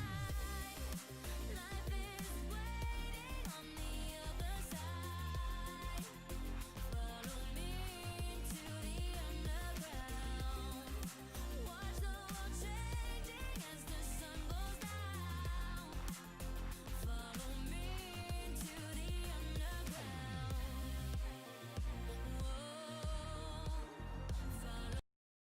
Whoa. I don't think either of them are here. I'm here. On. Okay, everybody, welcome back. Sorry for the rehost. Unfortunately, one of the players had disconnected and they needed to be replaced. So, a quick recap. We were 3-1 on the split, 3 in the favor of V5. KL11, a contrast to the previous game on Clubhouse, they are a little sloppy this time, going in 1, but I'm pretty sure they'll be able to pull back. The person who disconnected was Ironsides of KL11. He's been replaced by the player Eva. So we're excited to see how he goes. Immediately moving into the Hibana pick. What we are seeing now is Twitch. Twitch being brought in by KL11 on bot, who was previously playing the Buck. Unless he's going to 6 pick off of him. So come on, Seeing quick, the make a Mozzie, 6 pick. seeing the Mozzie there makes it a little bit more challenging to want to go for that Twitch pick. But yeah, we've seen bot rotate off of the operators he's had to go onto the Yana. We haven't seen the Yana clone play yet, even though he has played the Yana previously. But I Defenders like protect your Yana bombs for from being more of defused by using attackers. her drone or using her gadget as more of a drone clear. And we saw him play it on this same site prior. That was the last time he had picked Yana, but he wasn't able to make anything happen out of it. He was picked out very early on, and I'm liking the rogue game coming in from 5 right now. And a reminder, this is KL11's map pick. This is the map they really chose. This is the map that they choose to play on. And I don't think that pest that he just placed on the window there actually will get anything. I don't don't think it's close enough to anything to get if they throw it through the window. Nevertheless, yeah, it's one of the maps that it's really tough to say it's whether it's because we always want to say that maps are defender-sided when it's a defender-sided game, and currently a defender-sided meta, but these are one of those maps that really could go 50-50. You could win all your rounds on defense and then struggle on attack the entire time because it is such a hard map to attack. But if you are a team that is a little bit more talented on attack, you could struggle on defense. It is really a give and take on. It is really a give and take on how you want to move on the map. Nevertheless, we are going to be going to another CEO take. Looks like Messiah's drone's going to be taken out there by that pesky pest plane in the door. They're going to be trying to go for an admin push yet again. It looks like they're just going to be droning out to make sure it's safe to hop in. And then they're going to push one player over by vending machine and one player over by break room. Viper is going to be sitting behind vending machine, and Eva is going to potentially catch that rotate as he's sitting right next to the window and just missed in time. Having that eagle eye view is always so fun to see just how close players are to either missing a gunfight or just missing another player as Claymore goes up to maybe potentially cut off that rotate as the round is a little bit slow to progress as of late. So, as it stands, Edmund's been taken and Messiah gets the opening kill onto Viper. We did see Viper being a pretty decent menace in the previous few rounds, getting the C4 kill and then the few late round flanks. So that's good to have. That's sort of reassurance knowing that you won't have to worry about the same problems that you had last time. But it's still 1 minute in, the wall's starting to get open. Eva, the Hibana player who was replacing Iron Sights, like I said. Jaeger going in for the quick rotate downstairs. I think he wants to go for a spiral stairs flank. Probably catch somebody off. So pushing towards near the soda machine. No, his instead his intention is to take off the Hibana charges. Skullex finally doing his clubhouse performance. Eva, the new player, getting killed off, but Skullex is getting a 2k onto Price. And that's Navi. Before I can even complete the statement, Skullex gets a 3k. That's very well played. Skullex slowly going back into his previous clubhouse game. He's doing Nice little peek in there from Skullux in the end. A 3k coming in just to start after this rehost. Potentially was a tactical rehost in order to clear the team up maybe a little bit, try and get everything back together, throw the other team off quite a bit. Eva not making the impact that Ironsides quite had, but they do need that hard destruction capability, especially now on a basement cafeteria. I don't know if Hibana is going to be all that they need if they're going to be going for a garage push. It's simply because Hibana's pellets would not open up enough of the wall in order to gain the lines of sight that they would really need in order to take that protect wall. your bombs from being defused by attackers. But very well done by the attack there. They got control of admin very early on. The defense wasn't playing a whole ton into admin, and that opening kill onto Viper, I'd say, really made the impact for the round. Viper is probably, not even probably, Viper's the more talented roamer on the likes of K or on V5, and he's been able to make a lot happen on his rounds. His late round flanks and late round heroics have shaped the rounds in order 10 seconds towards remaining. the defenders. With him taking off the board, you don't necessarily have to worry about that.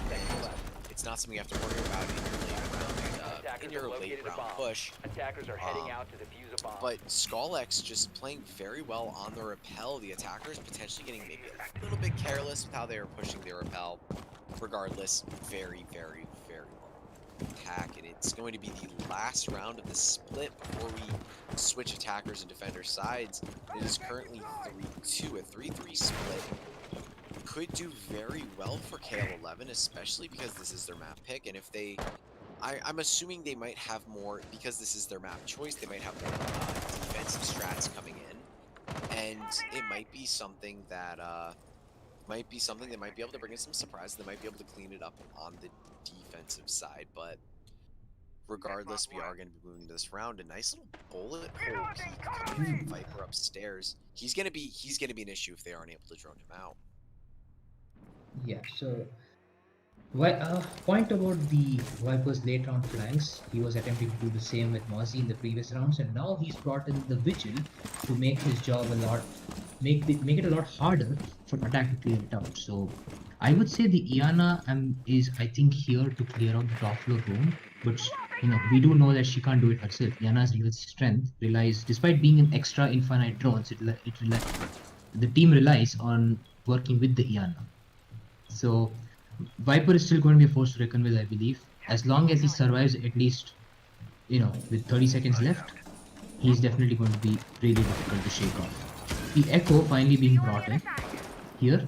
So the Echo, we have the typical Echo strat of where the drones are placed above the white van, and then delaying the plan towards the end. So as long as defense can push attack to the last 10-15 seconds, this round can go heavily in their favor. Yeah, and they are able to get open part of the wall. I don't know if that's enough to actually push in from. And Price trying to get his Echo drone to stick to the ceiling. Not able to make it work from the top of this white van currently. He's going to be using that Echo to potentially deny the plan. But we are going to be seeing a EMP come in as Messiah is going to be pushing down white stairs, but Viper still has not been dealt with. That late round playing could prove to be kind of an issue, but Eva making themselves known. A nice little peek coming in there. Viper's going to be taken out, and now it's going to be a 3v5. They have vertical control. They have all the players playing on site. They don't have to worry about any more late round flanks. We're going to be seeing Messiah pushing down main stairs. Eva's just going to push right in. She's going to try and get the Habana's going to be trying to get a nice little peek onto Kitchen, as the plant is currently becoming denied, but I don't think they're going to have enough time, as Mischief is able to take out Unknown Gamer. It's all going to be left onto Price. Diffuser's going to be down, not able to stop it. He's going to be left in a 1v5 situation, and he's going to have to make something big come out of this, as he's going to be all the way over in server, and this is one of the hardest retakes you have to do. Regardless, Mischief finds him. Flawless round by the attack. 3-3 split, even across the board going into halftime.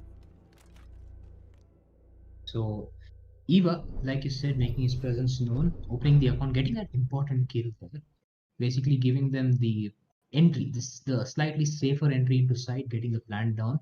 Very good job by Skullex on the gridlock, taking out the Echo drone early on. With 4 seconds left, that Echo could have really hit them hard, but it's out at the right time, pushing them into 1v5, and 1v5 is near impossible to win. So at the split mark, we were 3-1 before the rehost. Now it's 2 rounds in a row straight for KL11, moving into a 3-3. So whatever happened during the rehost, it's helping KL11, which is good to see, which makes for more interesting games.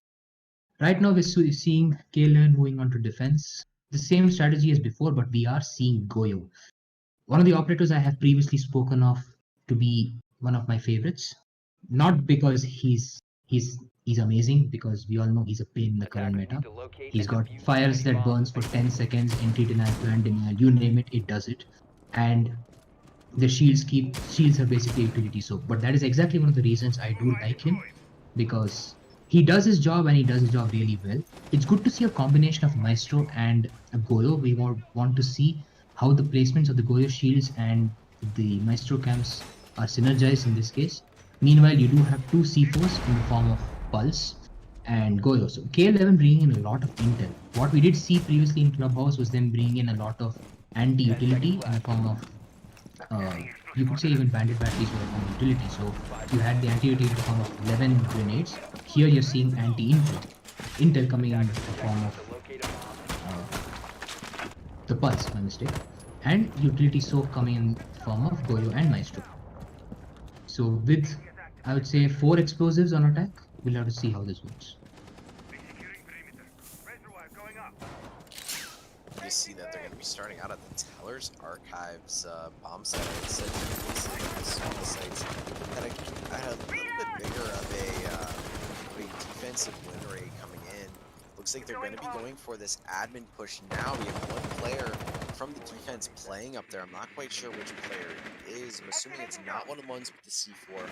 But regardless, the way that this site is defended in Pro League, and it is one of my favorite sites to watch be defended, is you essentially bring four C4s from below, potentially an Echo, and Bomb located by you attackers. wait for the attackers to try and get a push down and in tellers. And as they try and get the push down, you use the information from Pulse or Valkyrie from below and just wreak havoc of C4s. It's just explosive after explosive after explosive. It's almost like a 2.5 minute setup for 30 rounds of chaos, and it's my favorite thing to watch. This at this time, 1.5 minutes in, you have Sledge going in for the Viper going in for the slow retake along with the IP of Nostalgia.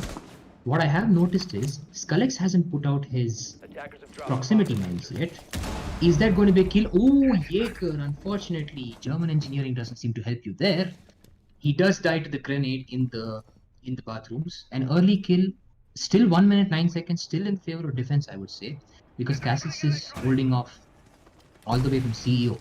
But mind you, this is I don't think he's put out his proximity alarms yet, because that would have helped them a lot. But an early pick onto the Jaeger can help out with the late round kills. Yeah, and Skolix should have been able to trade that out, but Skolix taking out Viper, Bot taking out Unknown Gamer.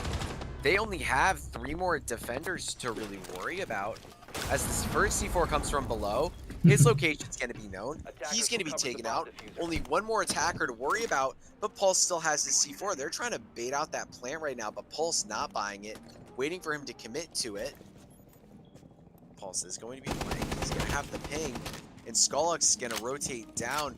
It looks like this Abana is going to essentially be getting bullied as he's getting peeked from tellers. His location is going to be known to go downstairs. He's going to rotate back up. He's going to take out Eva playing on that Goyo, but Skull-X waiting to trade him out. That is going to be a first defender win. Beautifully played on this Teller's Archives defense. Yeah, that was a good hold. I must compliment Ivana for a smart rotate. She did go down, get the kill onto the castle. Thought that the site was free. Unfortunately, it was not. He had a quick rotate coming in from the Pulse, I assume that was. Still saving the C4 towards the end. He could have ended the round on an explosive note. But regardless, KL11 going back into the lead since round 1. That is good to see since the rehost. Eva getting a second kill again. And it's good to see that KL11 has sprung back from what could have been a possible one-sided game. So their current strategy, Skullex on Maestro, helping out the Pulse and getting the early switch in the advantage back into their favor. Yeah, and again, this map is pretty difficult to attack on unless you've really practiced repeatedly attacking strategies. It is probably one of the most challenging minus ranked nightmare that is Outback to attack on. And yeah, I mean, I'm very happy with the way that they had played Teller's Archives, because being strong on that site really it leaves a lot for the attackers to try and guess as soon as the site resets. It leaves a lot for the attack to think, where can they attack from. Not having a weak site is a very good way to play the map, because then the attackers have to go for a little bit more of a generic attacking lineup, which allows for you to have some more niche strats in. We are going to be going to a basement kitchen defense now. A pretty standard defense. One of the more a lot of teams are a little bit more comfortable playing defense on this. Some of the older players in the game, like myself, are a little bit more comfortable attacking on here as well, because we've been dealing with this map since I believe this was the year one season 1 map. But Viper just going to be flooding in kitchen. They're just going to go right down the Visa hatch. They're going to quickly get into sight. The diffuser's going to be going down less than 40 seconds into the round. It's going to be an attempt to retake by the defense. They're not able to make anything happen out of it. They didn't reinforce the hatch. They're going to be punished for it. It's going to be a 5v1 only about a minute into the round as as Mischief's able to find one, but quickly traded off by Nostalgia. That is the quickest round, one of the quickest rounds we have seen so far in a rush that works out. 4-4 evened up by the defense, or by the attack. My apologies. That time around. Yeah, we didn't actually expect it to be a rush. At least in the first minute, we did not think it would be a rush. They were taking their own sweet time in trying to get the intel, but then it was just kickstart, boom. They're all into sight. Vipers pushing in, getting the kill onto whoever was watching the hatch. Good distraction by whoever took the hatch. That was well played. Allowed Viper to get free reign into sight. Planned down, no rotation hole. Another thing that we had to observe there was no rotation hole between sides. I'm not sure whether they were still prepping it or that was their intention, but it cost them because they could not get a cross angle. So quick rush, ending the round. If this continues, I think this is going to go all the way down to the wire. Attackers need to locate and defuse as many bombs as they can. I'm not sure. I mean, that's a rush strat that I usually pull off in ranked whenever.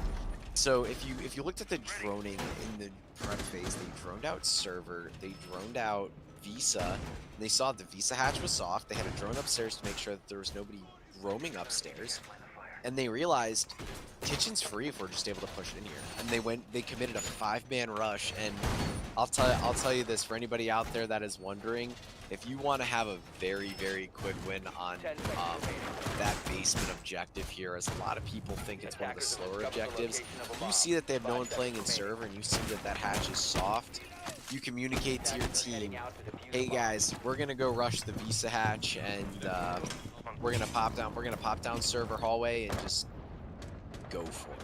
And very, very impressively done there by Virtual-5. They caught the defenders on their toes a little bit and were able to equalize it out.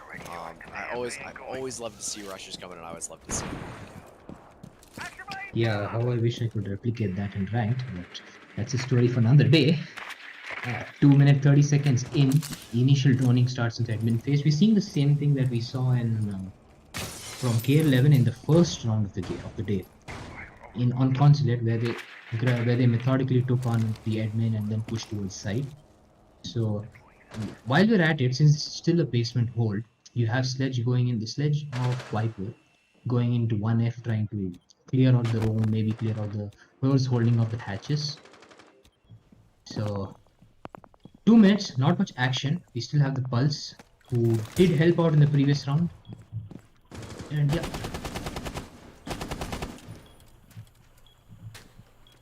Yeah, it looks like they got a nice little cheeky angle coming in from that hatch. Looks like their hatch is to rotate down earlier on, but it looks like the wall is going to be open when you have that Thatcher there able to be played. Makes it a little bit easier to open up that wall, especially without bringing a bandit to bandit trick it. And even on garage, it's very tough to bandit trick, especially if the attackers are able to get that piano control. So right now we are going to be seeing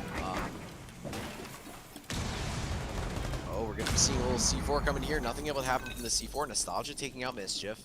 Another pick onto Mischief from the likes of Nostalgia. Grenade coming in from below, potentially trying to clear out the back of Pink Van, but Viper on the Pulse, able to see that, or my apologies, Bot able to take out Pulse on the okay, I'm messing up my words right now. Bot on the Pulse, able to take out Viper from below, and Nostalgia able to clean it up. Eva's going to be taken out, but quickly traded out. Nostalgia's going to be taken out by Messiah, playing upstairs, not aware of the defender's position.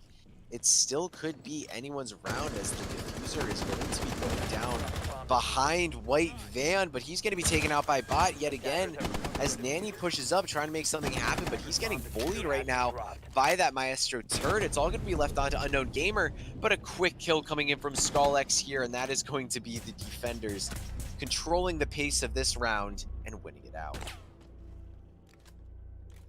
So initial advantage going in favor of V5 on attack, getting the early kill onto. I can't recall who the early kill was on, unfortunately. But regardless, Bot equalizing it with that remarkable C4 while he's playing on the Pulse. So at that 4v4 stage, like you said, it could be anybody's game. And towards the end, 3v1, Pulse getting a very cheeky angle from below the White Van, but making a quick smart rotation back behind, so Zofia wouldn't be able to get the kill onto him. Right now, what we're seeing is I think Viper trying to do a 6th pick, but if this is really an Amaru pick, that'll be amazing. Yeah, it looks like we are going to be getting a 6th pick in here, but Amaru is a very, very versatile operator we've seen played on consulate. She's able to move up through those hatches Attackers need because to there's so many locate and hatches on the defuse as map. many bombs as they A lot of them can. that are left unreinforced because reinforcement pools are very important on this map as well. All of them that are left unreinforced, it allows for a lot more maneuverability around the map, and especially she's especially powerful when attacking this archives teller's defense. You're able to get inside the building very, very quickly, and you're able to be a little bit more disruptive doing so. Looks like they're going to be opening up some vertical holes here. Looks like no health is going to be taken out. Skullux is going to be trying to open up some holes with his shotgun. They're trying to expedite the process with those impact grenades as the Maestros are placed in tellers, really committing to preventing that teller's plan. And this is one of the sites that I'm curious to see how the attack are going to adjust their strategy based off of as the defensive pool goes 2-1 and the likes of KL11. I don't know if they are going to figure that they're going to go back to this archive sellers defense yet again, but we are going to see they defended it very well last time, really taking advantage of the entire map and delaying the push for as long as possible, forcing for again that C4 mayhem to happen in the dying seconds of the round. Yeah, so something we're seeing here now is the presence of a Jackal from attack. So Amaru, as you would all know, has the ETA 12S, which is good for soft destruction, decent I would say. I guess they're replacing that with the SMG-11 due to the absence of a sledge and bringing the Jackal to account for any loss in soft destruction. So Jackal would be like a budget buck with the roam clear, which they're hoping for here. So an interesting combination. You would some people prefer to run the ETA 12S, the Amaru, I guess. Some people prefer the SMG-11, but at least in this scenario, we do have sufficient soft destruction brought in from the ETA 12S. So I would say in this case, the Jackal's presence is more for the late round retake prevention, because you do have the lack of grenades. There are actually no frag grenades over here, and there is one shield right there at the entrance. So they're hoping for a room clear and putting some pressure onto site based on whatever footprints they can find early on. So we'll have to see if the lack of frags is actually going to impact them a lot, or are they going to counter strategize. It's going to take a little bit of damage in an engagement as Messiah is going to be pressured from kitchen. No, don't waste your C4 just yet. Oh, not able to make anything happen out of it as they heard that coming. That's going to be one of the C4s. That's going to be one of the 2 C4s they have to deny this plant.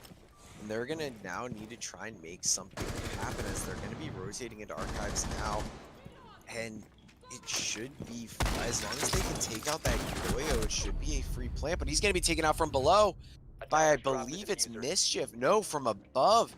They never took 3rd floor control, and now they're gonna have to deal with that verticality. Going late in the round, Bot's able to take out Viper. Nanny going down very quickly, and Unknown Gamer, it's gonna be a 2v5. Still able to potentially make something happen as they're all gonna be really focusing on this 1st floor push, but it's held so strongly in archives, they're not able to see the head of Eva there. He's going to be taken out very quickly by the Pulse, and Nostalgia not able to make anything happen. That is going to be another round 1 by the defense. Very, very beautifully defended. Yeah, so no, this is really good to notice here. They started out at 3-1, and now KL11 is at 6-4.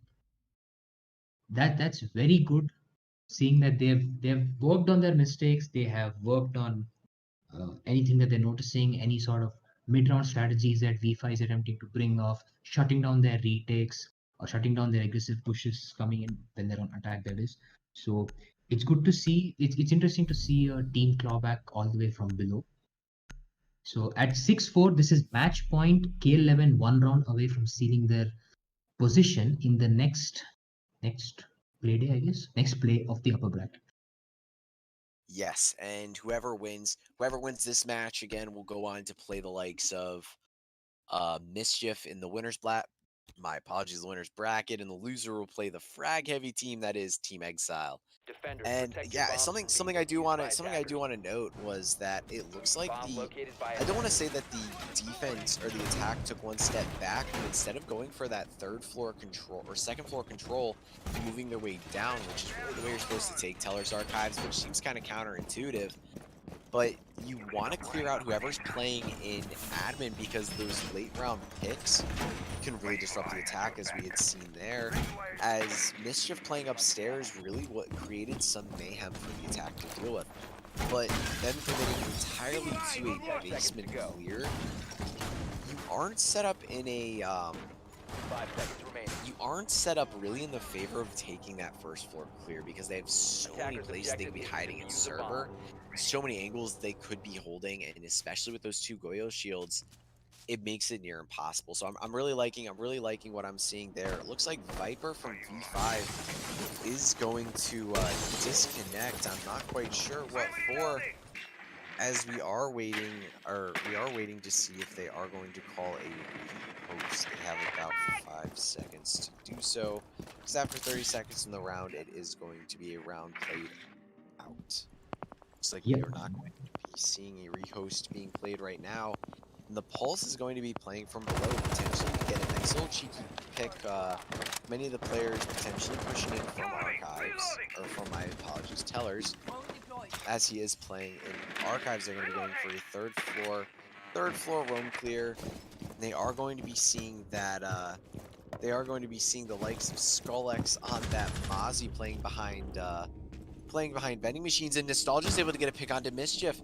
They're able to get this third floor clear, and this might actually be a round for the likes of Virtual-5 unless those C4s are able to make something happen from below, and they're able to regain this verticality. Yeah, what started out as a 4v5 has been brought on to 4v4. Still a fair amount of time left. This is a very good angle, all the way from cafeteria upwards to 2F. The Pulse trying to get whatever intel's available onto anybody attempting to plan, because we are entering the regions of the round where attack tries to do some fake plans, but as we're seeing, it's like V5 is still taking their time out on the top floor, trying to get some cheeky angles onto whoever's hiding, because intel is a little difficult at the moment. You don't have too many people sitting around in sites. You have most others rotating above and below, mostly below. It's trying to make sure that if there's anything that comes in late round, they can stop it. IQ is, you can see that the Mozzie is in play. I'm guessing the IQ is trying to look for both the mute jammers and any Mozzie drones that have already been hacked. But as it stands, 44 seconds, attack needs to start making a push. Unknown Gaming is just jumping in and out of the window for some reason. I guess he's made up his mind that he wants to go out, and this might be a good time to start pushing for a plant. Yeah, as they're able to get that first pick on the SkullX, that's the pick that you really need to come out. Viper has returned for the next round, and even being down a man, they're able to make something happen out of this as the plant starts to go down. Nanny able to take out Messiah. T4 misses. Bot and Eva are going to have to retake the site as Eva pre-fires in, but the angle's coming from both the main lobby and from above, not able to make anything happen, and Nostalgia clearing up Bot, and that is going to be the round won by the attack. Very, very beautifully done, even being down a man early on. It's good play. I think at this stage we are at what? 6-all? 6-5, my mistake. So 6-5, welcome back Viper. He's brought it back to a 5v5, so we can get back to seeing proper 5 versus 5 pushes. So an attempt at a lobby hold didn't work out very well, though I guess that can be attributed to getting the early kills from attack, equalizing it to a 4v4. Yeah, and a lot of that had to do with the defensive strategy of KL11. They they gave up top floor control very early on, and when you give up that top floor control, you make it very, very difficult Defenders, to protect your retake bombs site, from by especially when they go attackers. for that default plant on lobby door. They had a Attackers lot of have players located playing a from bomb. below, but they didn't necessarily have the angles down to throw the C4s from kitchen in order to deny the plant. So, yeah, it was kind of a tough round. It was kind of a tough round for KL11 from a very early stage on, especially with the first pick being one of those roamers upstairs, and seeing Skull X immediately rotate down. But we are going to be going back to basement 10 cafeteria, seconds left.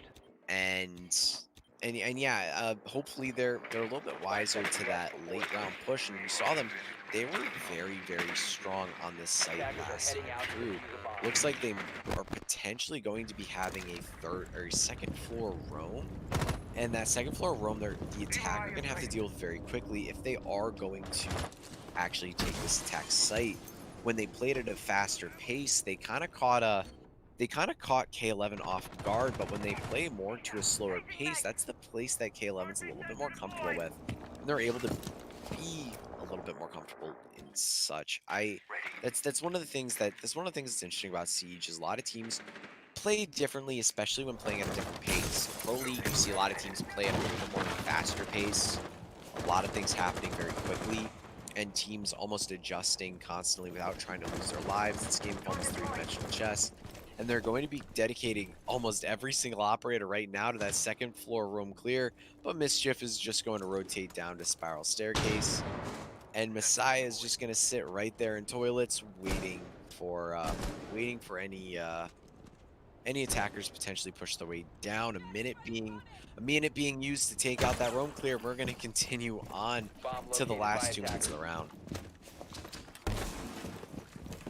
Yes, so what we're seeing is, I guess, they have the confirmation now, the visual confirmation that there's nobody going to try a sneaky late round flank. Most of the people are either inside or around it.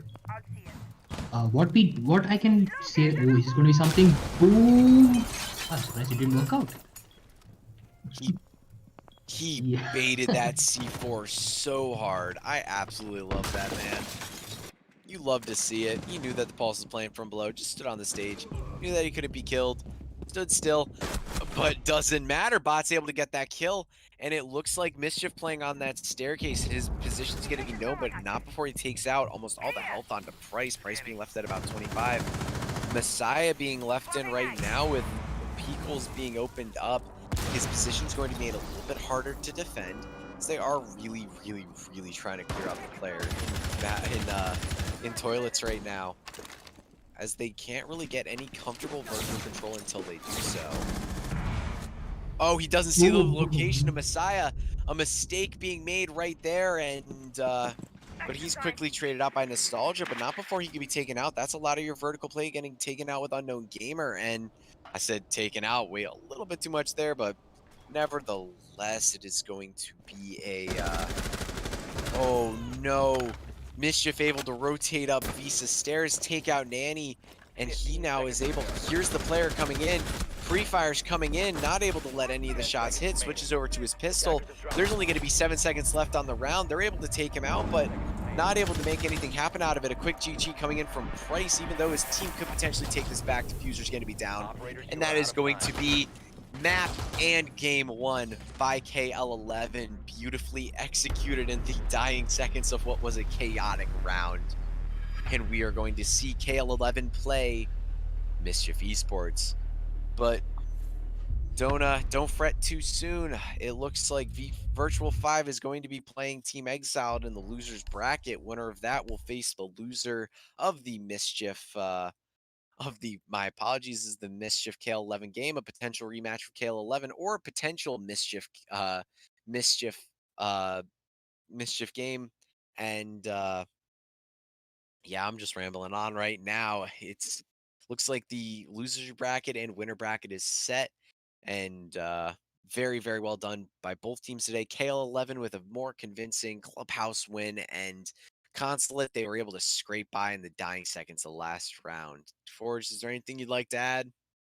Yeah, one thing though, this was actually, I think, the first basement win for KL11, because was it the first? Because I remember them clearly winning more of the lobby and the teller sites more. So the off meta sites were being won a lot more by KL11 than the meta sites, that is the placement. Now, of course, Consulate isn't the most preferred map in the meta currently. Regardless, KL11 seem to have practiced the very maps that take people off their track.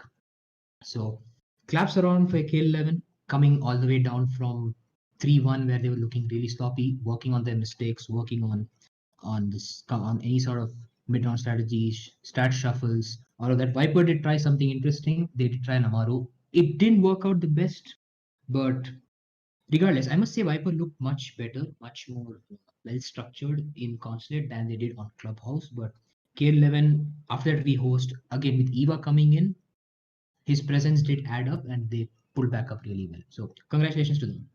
And just a quick reminder to all the people who are wondering, V5 is not out of the tournament yet. This is a double elimination that we are seeing. V5 has gone to the losers bracket and they're playing, I'm guessing Exiled, right? Yeah, they're playing Exiled. So stay tuned, all of you V5 supporters. I did notice a lot of V5 supporters in chat. Don't lose hope. Your favorite team does still have a chance. Yes, and that is going to wrap up everything for today. Congratulations to KL11 moving on to go face the defensive masterminds of Mischief, and looking forward to seeing Virtual-5 playing Team Exile, two very frag heavy teams. I am your caster Pond, joined here today by Forge, and we will be signing out. GG's around. Take care. GG's.